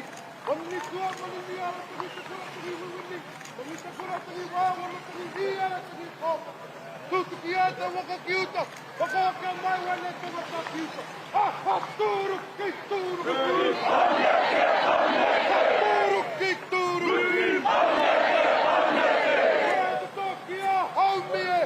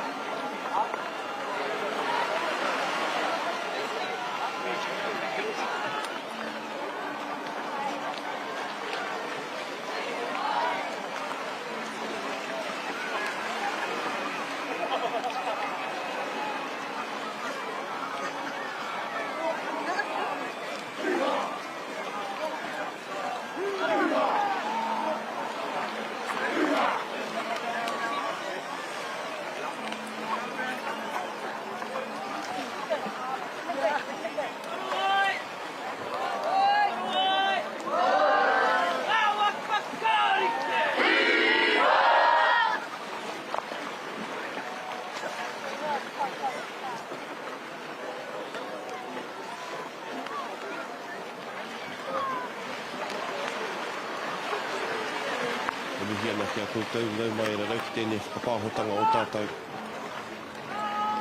Tēnā koutou te iwi nau mai rarau ki tēnei whakapāhotanga o tātou. Koutou kātahi anō ka hono mai ko ianei te rangi tāmirotanga o te ao me Aukaha. I whakapāho atu nei I Waitangi. Ngā neke hanga o ngā huatanga kei te kitea e koutou I tēnei wānei tīmata I ngā mahi whakatere waka I tēnei rā. Ki te rā tātou neke atu I te ruatakau mano tāngata kei konei tinana Māori mai, Pākehā mai, o ti rā ngā iwi katoa o te motu ki te whakarangatira I tēnei rānui ara o te rā I hainatia I te tiriti o Waitangi. Kātahi anō tātou, ka kite I ngā waka ka u mai ki uta I waho atu o te tī marae. Ko makereiho, ngā kai hoi I tēnei wā kei te kite atu I a rātou e whakatata atu ana ki te iwi e mātaki ana I a rātou, ki te iwi nā rātou, ngā kai hoe, o tira ngā waka nei I pōhiri ki uta. Nā kuni tātou ka kite I ngā haka. Ka kite tātou I ngā haka o ngā waka nei, me ngā kai hoe e whakarārangi mai ana. E nei kai hoe I ahu mai I ngā tōpito katoa o te motu. E hara I te mea he waka taua anake, he waka tete, he waka ko mātātua toroa tētahi, ko whānau moana tētahi, ko ngātaki mata whaorua, ko te ika māui ko mātātua puhi. Nā kaore a mātātua toroa I konei aroha mai. Ko kahukura anō hoki tētahi waka tete, kei konei ētahi kai hoe no the Netherlands. Tātou I whai wāhi atu ki ngā mahi waka I te rāpito o te ao o tira I runga I te awa Thames I rānana anō hoki. Nā kei konei ētahi kai hoe no ngā iwi take o Amerika I te taunaki me te whitiki te here I wāinga I ngā iwi take o te ao tātou e mōhio nei ko ngā uri o te raupatu. Tātou ngā uri o te raupatutanga o tō tātou reo, o te raupatutanga o tātou whenua, te raupatutanga o tō tātou mana motu hake. Ara, e kite ana hoki I runga I ngā haki. Koira, o te whakaputanga. Koira, o te tino rangatiratanga. Koira, o Palestine anō hoki kei te kite I ngā haki. O Palestine e kapakapa mai ana ki waho atu o te tī. Ko ia e nei ko ngā kaupapa nui kei te whita I te ngākau o te tangata I tēnei wā. Māori mai, Pākehā mai. O tira ngā iwi maha o tātou hoa tiriti. Ko ia tēnei ko te whakatinanatanga pēr o te wawata o ngā mātua tūpuna I te hainatanga o te tiriti o Waitangi. Tēnei momo āhuatanga kāre anō ke kitea I Waitangi o tira I te tī mō ngā tau e hia nei. Reminiscent of te tiriti o Waitangi Day of the 90s. this number of people. We haven't seen this many people here at Waitangi for probably over a decade now, since everything moved up from Te Ti to the upper treaty grounds, but we can see the passion and the concern in the hearts and the minds of our people, which has mobilised them here to Waitangi today. Reira ki te rā tātou ka whiua te rākau oro ki ngā haka i tēnei wā ki tātahi, ke whae tā tātou whakarongo ki a rākau haka.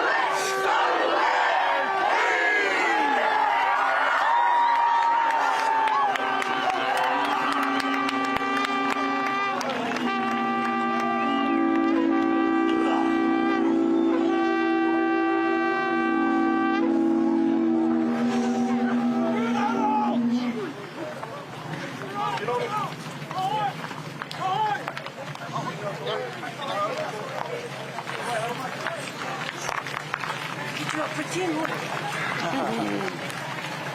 one. Nice one. Don't come any closer, bro. Thank you.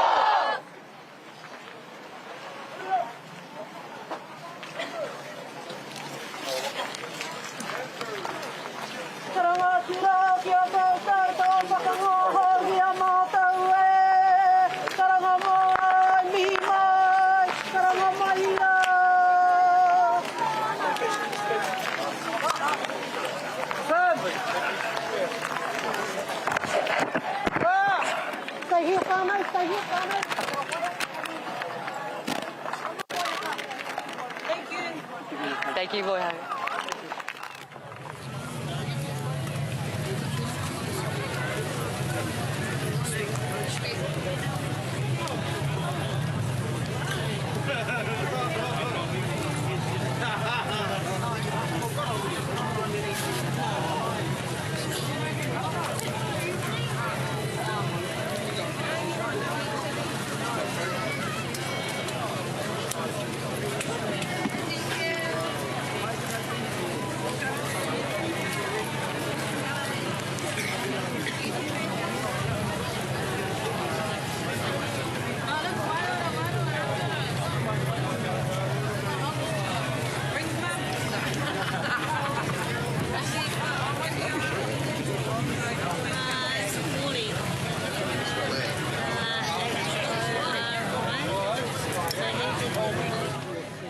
Ai, tēnā koutou e te iwi nau mai e rarau ki tēnei whakapāhotanga kei te kite rā koutou kua hunuku māua ko Amos atu i te piriti ki konei e whakapiki ana tēnei hīkoi kei muri i a māua atu i te tī ki Ruarangi o tirā ki te Upper Treaty Grounds. Kei te kite rā koutou kei muri i au neke atu, ko te whakapai neke atu i te 20 mano tāngata kei konei.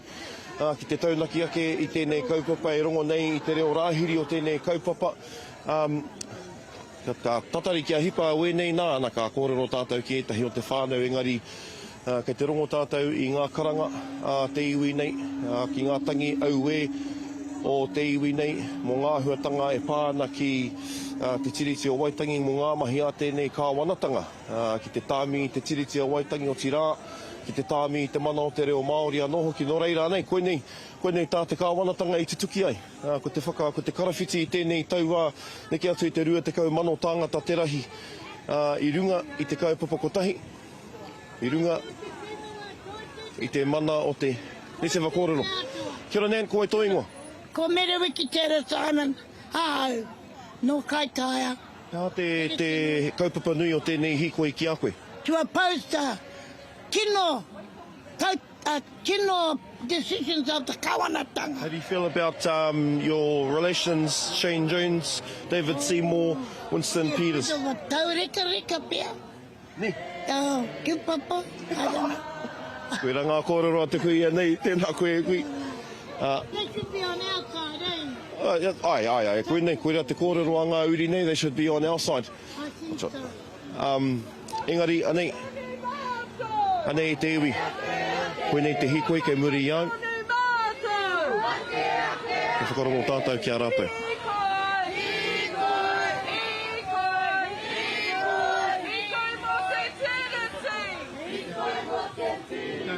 Ai, kei te hikoi kei wainga, kei te mura o te ahi mau ko Amos i tēnei wai e panai ana e ngā kaumahi nei engari. Ka whiua te rākau ki tētahi o ngā kaumahi o te rito. Ko rite rā rātau i tēnei wā te aro i au ko wai engari. Ka tuku te rākau ki a koutou.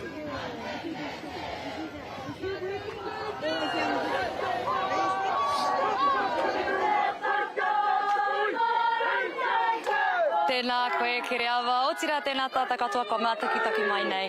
Kei konei maua, ko riria, ki te taha o ngā reo puoro o ngā mokopuna no te pūkauri i tēnei wā. Kia koutou e mohio ana i te Pūkōrero Māori, te kiriata nei, koe nei ōna taina e mahi ana nei. Tēnā koe, hoa pepe ana o tō rā i te ata nei. E maha tonu ngā waka i runga i tirori i tēnei ata. Engari he tohu pai tērā ki o whakaro i te mea kua tae mai te tini me te mano ki te whakanui i te kaupapa o tērā rā ki te whakarangatira, ki te whakamana i te hainatanga o te tiriti o Waitangi. Me ona kaupapa katoa nā reira e mihi ana ki te kaupapa o tērā te hau kāinga. Kua tae mai ngā waka taua ki uta nei. I rongo mātau, i mātaki atu i te haka o ngā kaihoi. E hea ngā waka i tēnei ata?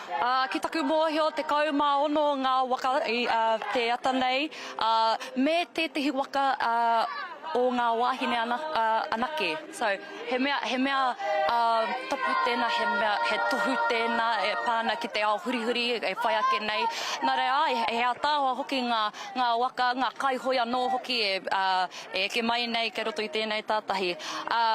Pewhia, heha ana ngā hua e puta ana nei i ki te a koe. He rawe hoki te kite e ngā rea, ngā rereke, e hoi ana I wēnei waka, ko hunga mai, tamariki mai tai atira ki ngā pakeke, ki te hoki I wētahi o ngā tīpare o te whare atu taua e rārangi mai nā, rawe te kite atu, mai te pautahi tai atu ki te pau waru, me te karawhiu I ngā taonga kuima koroma nā reira, he koanga ngākau te tae mai ki konei me te rongo I te wairua o tēnei whenua. Ka rawe. O tira e te iwi, koe rā o māua whakaro I te rānei, ka tahiri atu te rākau, kia moko ki te taho te hōtara, ki tērā taho te awa I tēnei wā. Ai, tēnā kōrua, maioha kōrua, kōrīria kei konei ahau. Pātata atu ana ki tātahi ki konei ki Waitangi, kei muri toru I ahau ko ngā waka. Me te nui o ngā tāngata, kua tīpatere mai ki Waitangi ki te mātaki. I ngā mahi e mahi anei I tēnei wā. Anā ko tāku ki te hunga kaore pia I konei I tēnei wā. Haere mai, nau mai piki mai ki Waitangi, koe nei te reatōtanga o te ao Māori e whakatairanga hi ana e ngā uri Māori katoa puta noa I te motu. Kei konei, kei Waitangi. Ana, me te aha e ki te ana ko ngā iwi e poro tū ana, e hikoe ana, e whakawhiti ana I te piriti kā tai atu, ki runga o Waitangi marae, a ko tata nei. Engari e mihi ana, ki te kaupapa I tēnei wā me te ātāhua hoki, o te rangi nāwai I ātāhua kātahi, ka ātāhua ki atu, e hoki ana te rākau kōrero ki a koe kere ama. Oh yeah, come here. Amos.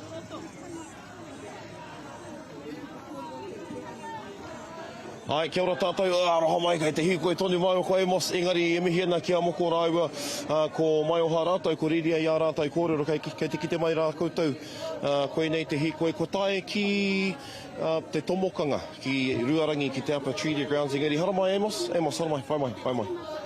Hara mai tāua ki konei ki te kōrero ki etahi o ngā rangatira, kei roto I tēnei hikoe, kia ora koutou. Matua. We're live. Koe tō ingoa.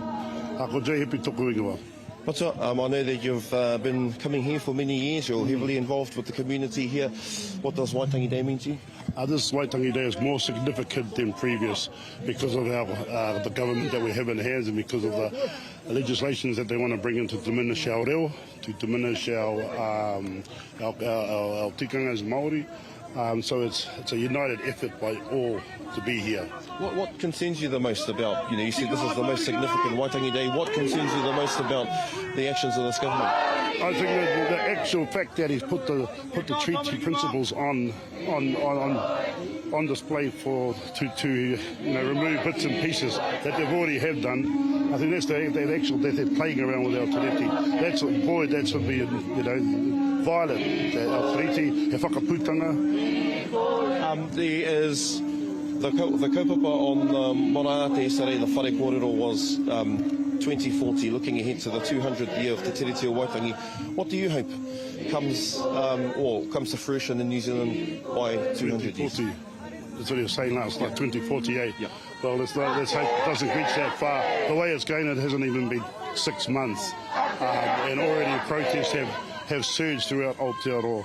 And it's just going to continue to grow because nobody is listening. So we have to have the right people in the right places. Kingi Tuheitia made a call for unity starting at Turonga Waiwai on a couple of weeks ago, and then the Māori of that who was taken to Rātana and brought here to Waitangi. Yeah. Is it possible for us as Te Iwi Māori to achieve kotahitanga? Sorry? Is it possible for us as Te Iwi Māori to achieve kotahitanga? Absolutely. Like Waharoi Shortland said in his interview yesterday, he said, David Seymour has brought Māori, has united Māori, and brought them together where no other person could do, not even in the Te Ao Māori. So it is. This is the start, and it's just going to continue to grow. As you can see, whānau, we're on the fly. We're winging it at the moment. Engari kei konei, ko tae mai te hikoi ki Ruarangi, ki te Upper Treaty Grounds, e ai ki ngā kōrero, ko kōrero hia, ngā kōrero anei. tētahi tangata e matatau ana ki ngā mahi poro tū ko te anau tui ono no te Pāti Kākariki, te tuakana tēnā koe. Hea te whakahirahira-tanga o tēnei rā ki a koe. Te whakahirahira-tanga o tēnei hiko e te paikea ki hiko e nā tai mo tuku iwi. Kei kone te nota, I rongo te nota te Māori o te kene me te riri, tau ki tūranga wawa, rātana o tira ki kone ki Waitangi, kia wero. Tēnei kāwanatanga, tēnei kāwanatanga upokotoru. Noia me pera. How did you feel about Christopher Luxon, Winston Peters and David Seymour's kōrero on the marae yesterday? Oh, they got off easy. I thought the government got off easy. Our people are so nice. Our people are so patient. They showed the spirit of manaakitanga.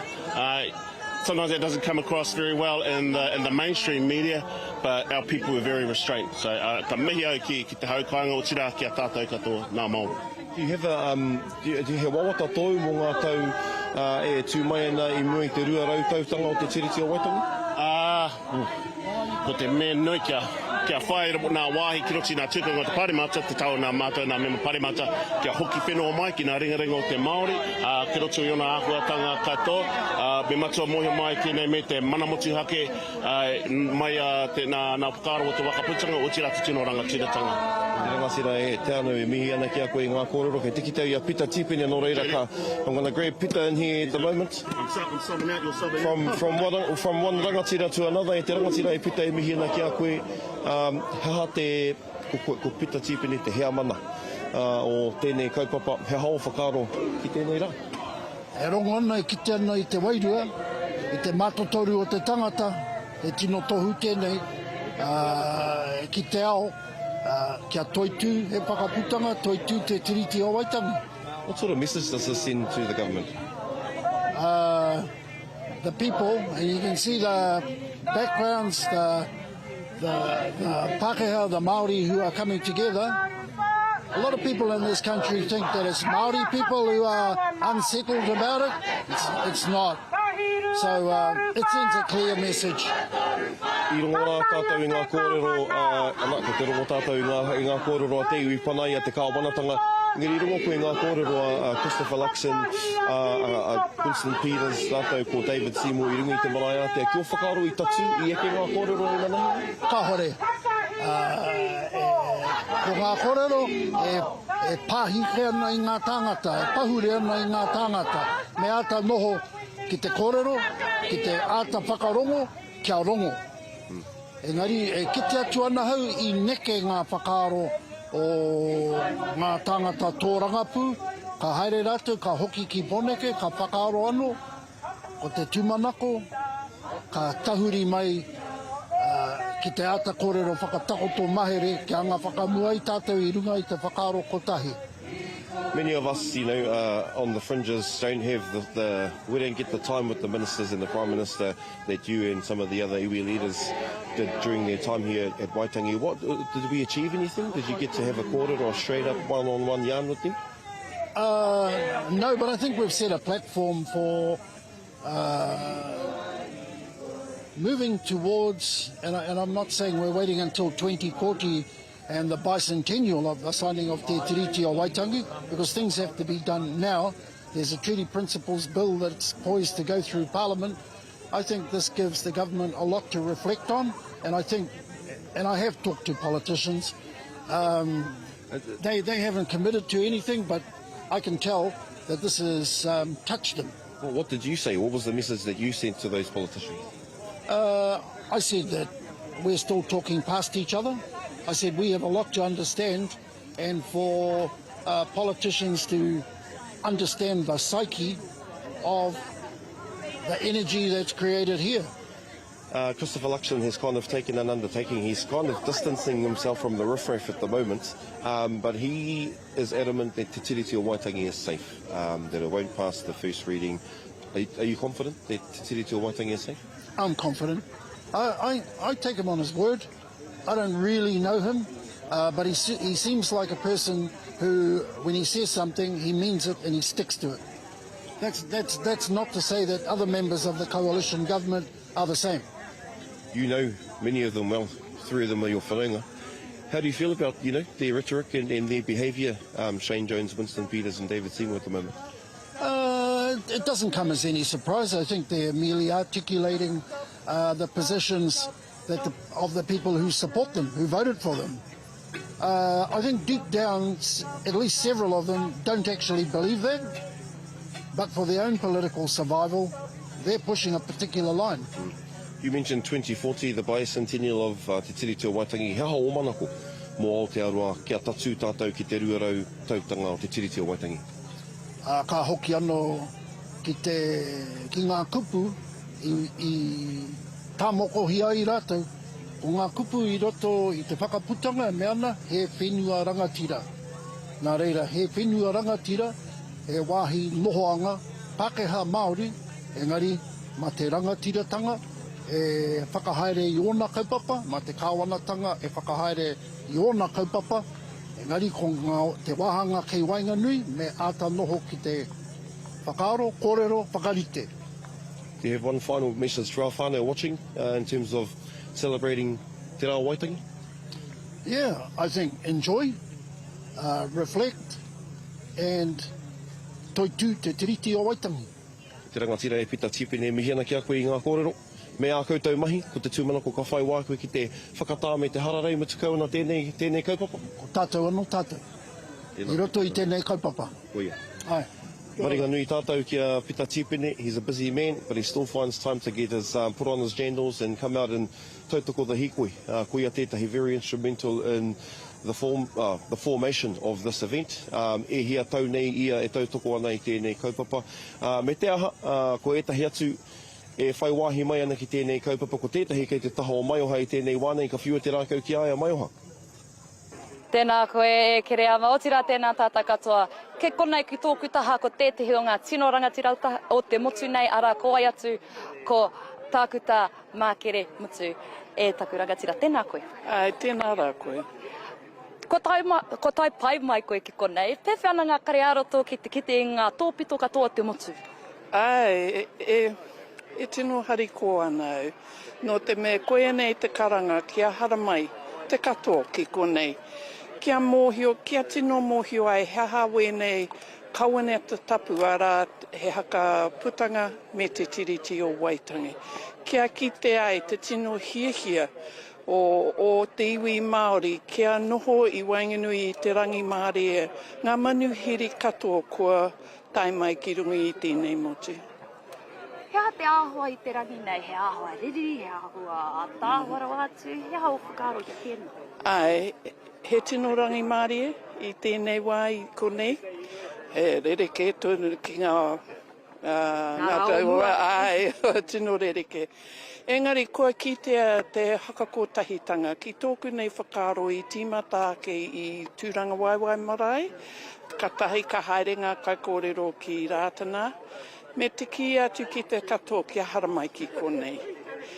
Kua tai mai te katoa, i rungi i te rangi Māori e, i rungi i te hitino hiehia kia hakakotahi, tātou katoa. Aha ko te kōrero, te mahi haka wehewehe, a tēnei kāwanatanga upoko toru, ka hore te marea e hiehia ana ki tēnā.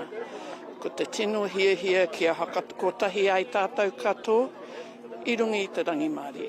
Nā te me he rangi whakahira tēnei, ne? Ai, ka ki te au i tēnei, tino rereke. Ana. I te ata nei, i ki te mātou, ki te maharawa atu o ngā tāngata i porotehi mai ina nahi, o tira i te ata nei anō hoki. Hao whakaro e pāna ki tā rātou whikoe? E te kāna. Kia mahi a tēnei mahi. No te mea, kua rongo mātou i ngā kōrero a Seymour, te kōrero a Winitana, me te whananga Shane. Ka hore e hakarongo ana.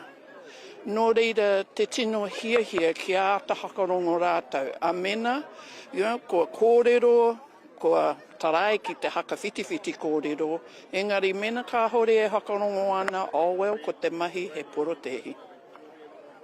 Ka rawe. Mai i tūranga waiwai atu i rātana, whaimuri tai atu ki konei, ki te papa whenua o te tiriti. Ko te kupu, ko te kotahitanga, engari Kia o whakaro, hei whakatinana tēnā i tēnei rā? Oai, ka kite au ko. Ko tai mai ki konei taku hiehie kia hakawhiti e te piriti kia tai atu ki tērā taha. Engari ina nahi, kua kitea i runga i te pauaka whakaata, kua kitea. Ko te rangi Māori tau i runga i te katoa. Aha ko ngā kōrero haka wehe, kua rongo au i a David Seymour e kōrero pēnā tūnu ana i te ata nei. Engari ko te kōrero, tino mārama ana te kōrero o ngā iwi katoa. Aha ko Māori, aha ko Pākehā, aha ko Waira nei, ngā heinamana, ngā iniana, ngā aharei nei. Ko tahi ana ki te kōrero. Kaua e haka wehe.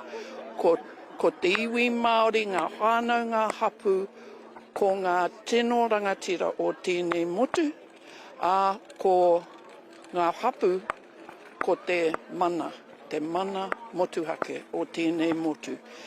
Kia mōhio ai tātou katoa, te motu katoa. E hara i te mea hei hakamataku ne i te mare.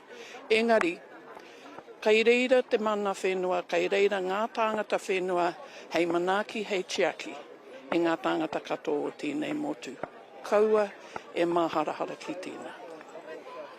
Ko te pātai whakamutunga, he hao whakaro o kōrero aki ki te hunga rangatahi, ka haere ake tonu nei tēnei whakaro te kotahitanga, mēnā hei whakatinana whai muri i te hui nei. Ai, kua kōrero ki te au, ki aku tauira ki wētahi o ngā rangatahi. Te tino hiehie nei, kia whai atu i ngā kōrero a Moana Jackson, kia tū tēnei whare pēr e kia nei ko te rangatiratanga sphere. Kei reira, ka kōrero ngā Māori ki te kōrero, ko ngā mahi katoa, e pāna ki a ngai tātou te iwi Māori, ka mahia i roto i te rangatiratanga sphere. Waihongi te kāwanatanga ki a mahi, wā rātou mahi, mō wera atu, ngā mea horekau e Māori ana. Waihongi e mā rātou e mahi. Engari, kaua e raweke ki te taha Māori, mā te iwi Māori e kōrero mō te iwi Māori, e mahi mō te iwi Māori, kia manaki tia te katoa i tēnei whenua. E taku rangatira tēnā koe me o whakaro i tēnei wā. Aku whakapāha e ama kei te kōrero tahi māua ko tākuta mākere i tēnei wā. E pāna ki ngā kaupapa e haere ake nei i runga i tēnei rangi whakahirahira. Nā reira, kia koutou te wā. Ai, tēnā koutou i rā kōrero. Kei te kite rā koutou e pakapaka ana te rā i tēnei wā i Waitangi. Kei te heke te werawera nā te nui o ngā hikoenga. Ia mau e whai ana i te hikoe. Engari e hara i te mea ko Waitangi ana ke te wāhi e whakanui ana tēnei rangi whakahirahira. Ara e tahi kaupapa e tūana ki roto o rotorua ki tauranga moana. Me manukau anoho ki ana kei manukau tō tātou tangata mare haimona riki e tēnei wā nei e te hoa e mare tēnā koe. Tēnā koe e kere ama, kei te pihea. Kei te ora e hoa, kei te heke te werawera. Now tell us, Mare, what's the vibe? I hear you're going to have one of the biggest Waitangi events in the country there today. Tell us, how's the vibe? Ai hoa, so I'm here in Manukau Sports Bowl. It's one of 3 of the big events by the Auckland Council. So there's one out in Glen Innes and then one in Hawani Waititi. So Hawani Waititi is the biggest one. Didn't go out there because I heard the parking is pretty hectic. So I'm here in Manukau. I would say about 500 people here at the moment. Tipene is performing right now all the way from Hawke's Bay, Flaxmere to be exact. We got food stores, we've got some politicians, current politicians, former politicians. But it's overall a good vibe. Probably expecting around a couple of thousand people at the peak of the day. We've heard a lot about te kotahitanga over the last 3 weeks and the Māori of the Hui a Motu carried here by King to Heitea Pōtatau te Wherowhero te Tuawhiti. Is there a huge sense of kotahitanga there as well, Mare? Kare kore e hoa. There was a flag raising ceremony this morning and that was an example of that. Tainui representatives were here to head that, also the pōwhiri as well. I actually spoke to Natasha Moana Taku takutai moana Natasha Kemp earlier, the newly elected MP for Tāmaki Makaurau, and her message was also all about kotahitanga as well. So karea kore, that's definitely one of the themes across the motu, and definitely here in Manukau as well. I'm going to put you on the spot now, Mari. You know, today's a significant day for all of us, Māori, Pākehā, everyone. What is the significance of Waitangi Day to you? I love being put on the spot here, Kiriama, love being put on the spot. So for me, I've lived a lot of my life overseas. I've lived 2 years in London, I've lived 5 years in Hawaii, and a couple of years in Utah as well. And you know, I was brought up in Mātauranga Māori, Reo Māori anō hoki, but it wasn't until I went overseas that I really appreciated my tuakiri, my identity and my culture, because at the end of the day, there's only like 1 million of us in the world, 8 billion people. So it wasn't until I lived overseas, especially in Hawaii and in London. Nobody's heard of Māoris in London. Nobody's heard of us over there. So it's not till I went overseas that I really appreciated our culture, how beautiful it is, and how important it is for us to maintain our tino rangatiratanga and our identity. And there's so many ways to do that. And here at Waitangi is definitely one of those ways as well. So definitely very, very important for me. Thank you for that question. Love it. Don't know if I've been asked that before. Mean answer too, bro. We need to put you on the spot more often, I think, there, Mari. Rawe ngā kōrero mihi ana ki a koe, o tira ki a koutou kei Manukau e whakanui ana I tēnei rangi whakahirahira kia pai te rā e Mari. Atu I konei te iwi, ko rongo rā tātou I ngā kōrero, ko ki te rā tātou I te unga mai o ngā waka, o tira ngā huatanga I pupu ake I roto I te hīkoi neke atu I te rua te kaumano tāngata, kei konei ātinana kei Waitangi nei. Engari I te ata nei, I te ata hāpara I tīmata ngā mahi I te takiwā o te rima karaka I te ata nei ki ngā karakia me ngā kōrero, ana kia whakawhiti atu tātou ki tētahi kutanga kiriata, e ki te ai tātou, e rongo ai tātou I ngā kōrero I puta I tēnei ata. E te iwi, nau mai, piki mai, kaka mai, haere mai ki runa Waitangi. I tēnei rānei, I tēnei ata tū, kia mahara katoa I tātou, I te rā nui, I moko tiai, te tiriti. E nā tūpuna, ki konei, ko tahi, rau, waru te kau mā whātau, ki muri. Nō reira e te iwi, marana, kua tai mai te māramatana. Kua mai ani te korori a te atua. Ki runa ia koutou, ia tātou katoa. I'd like to share a reading from 1 Corinthians 12:12 to 27 that I think speaks to unity very well. Just as a body, though one has many parts, but all its many parts form one body, so it is with Christ. Even so, the body is not made up of one part, but of many. Now, if the foot should say, because I am not a hand, I do not belong to the body, I would not for that reason stop being part of the body. And if the ear should say, because I am not an eye, I do not belong to the body, it would not for that reason stop being part of the body. If the whole body were an eye, where would the sense of hearing be? If the whole body were an ear, where would the sense of smell be? But in fact, God has placed the parts in the body, every one of them, just as he wanted them to be. If they were all one part, where would the body be? As it is, there are many parts, but one body. The eye cannot say to the hand, I don't need you, and the head cannot say to the feet, I don't need you. On the contrary, those parts of the body that seem to be weaker are indispensable, and the parts that we think are less honourable we treat with special honour. And the parts that are unpresentable are treated with special modesty, while our presentable parts need no special treatment. But God has put the body together, giving greater honour to the parts that lacked it, so that there should be no division in the body, but that its parts should have equal concern for each other. If one part suffers, every part suffers with it. If one part is honoured, every part rejoices with it. Now you are the body of Christ, and each one of you is a part of it. Today we come together to mark the signing 184 years ago of Te Treaty o Waitangi, our nation's founding document. Let it be our guide to navigating our challenges in partnership. Let us be inspired by the courage and the vision shown by the rangatira who signed it. Let us increase our trust in one another and our respect and understanding for each other. Let us earn the wisdom that can only come from listening to each other. Let Te Treaty bind us together as we work towards a fairer Aotearoa in which all of our people can flourish and prosper. On this Waitangi dawn, prepare us once more for what lies ahead. Inspire us to be kind, to be compassionate, to be grateful, to do good. Morena tātou, let us pray.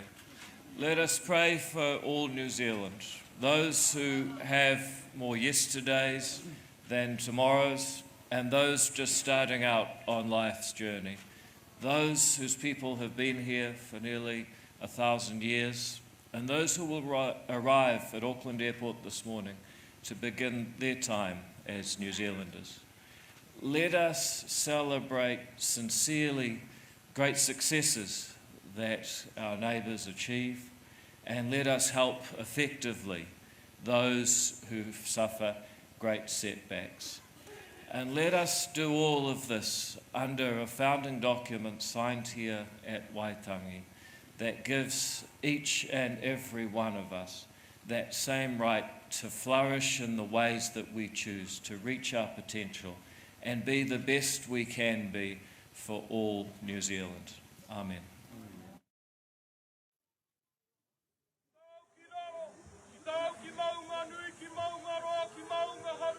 Ka te roa ke tātou e te iwi i nāia nei ki te pōhiri kā tū ki runga o Ruarangi. Ko i nei te pōhiri ki te hīkoi i tīmata i te tuarua o Pēpuere i te rerenga wairua koa u ki konei ki te tiritia ki Waitangi o tira ki Ruarangi. Ke te roa ke tātou.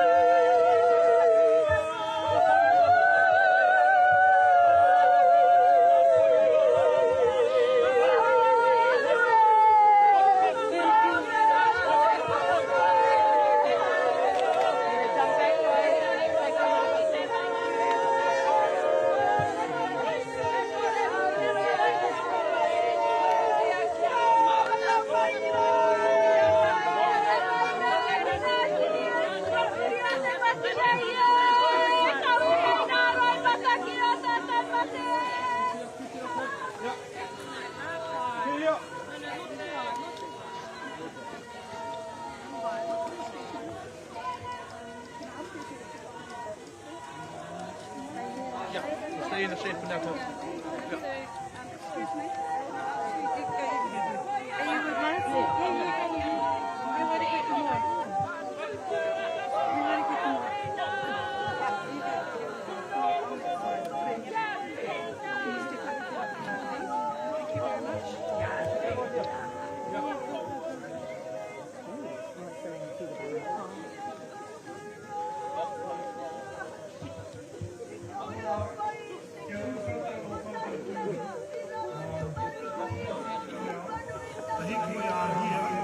Ai, no reira e te iwi hoki mai ki tēnei ara ko te papa i ruarangi.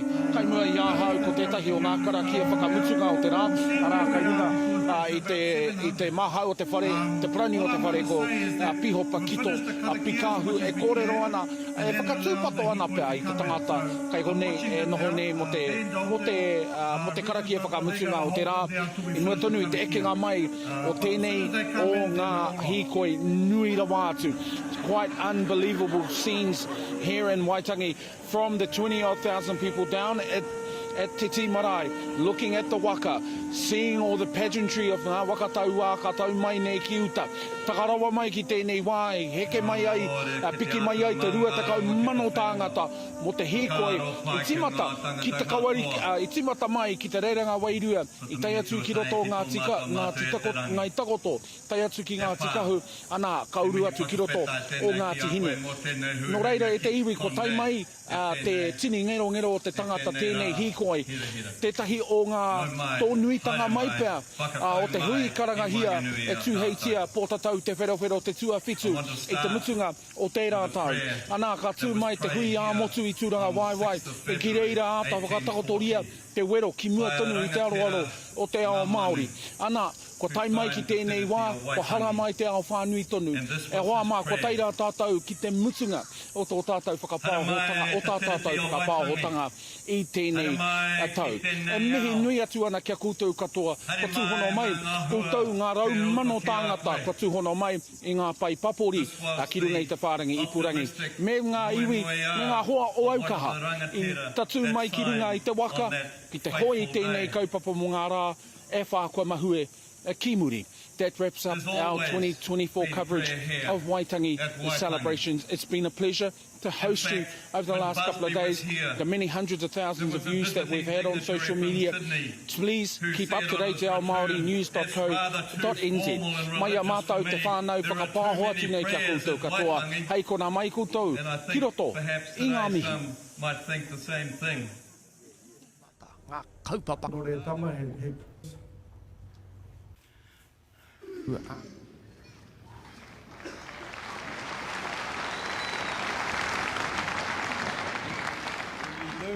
Hoi laro hare na tōna kamu. Kato hea!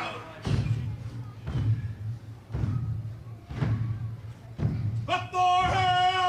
Ki te wanoto no tei wakatau neka tia te tiri tia. Waita! Kore aura uhe pono. Waina tia te tiri tia. Matu a tipona. Nei moia nei atau. Rauri koki. Nei patu mori rauri e. Oh, why you have that kore? Hey, we kota. Nei nata. Urari are are. Makakau a tiri kei. Guru pendua. Hekiriti. Hokotaunga. Hekire. Patu tikanga. Hekiriti. Tuku waiwa. Tara midapa. Alea. Naiwi. Riti riti nei. Nahaki haki. Taua tiriti nei. Owe. Olo wetere. Haita kōni tanura. Mati puna. Maola sawai ka nei kai pātau. Hei wakatika. Hei wakahoki teina. Te panama tuaka. Kauri mai o taringa. Rua mai a o kamori. Matahi anora. Kauri ana. Tunga e pa. Kirunga ki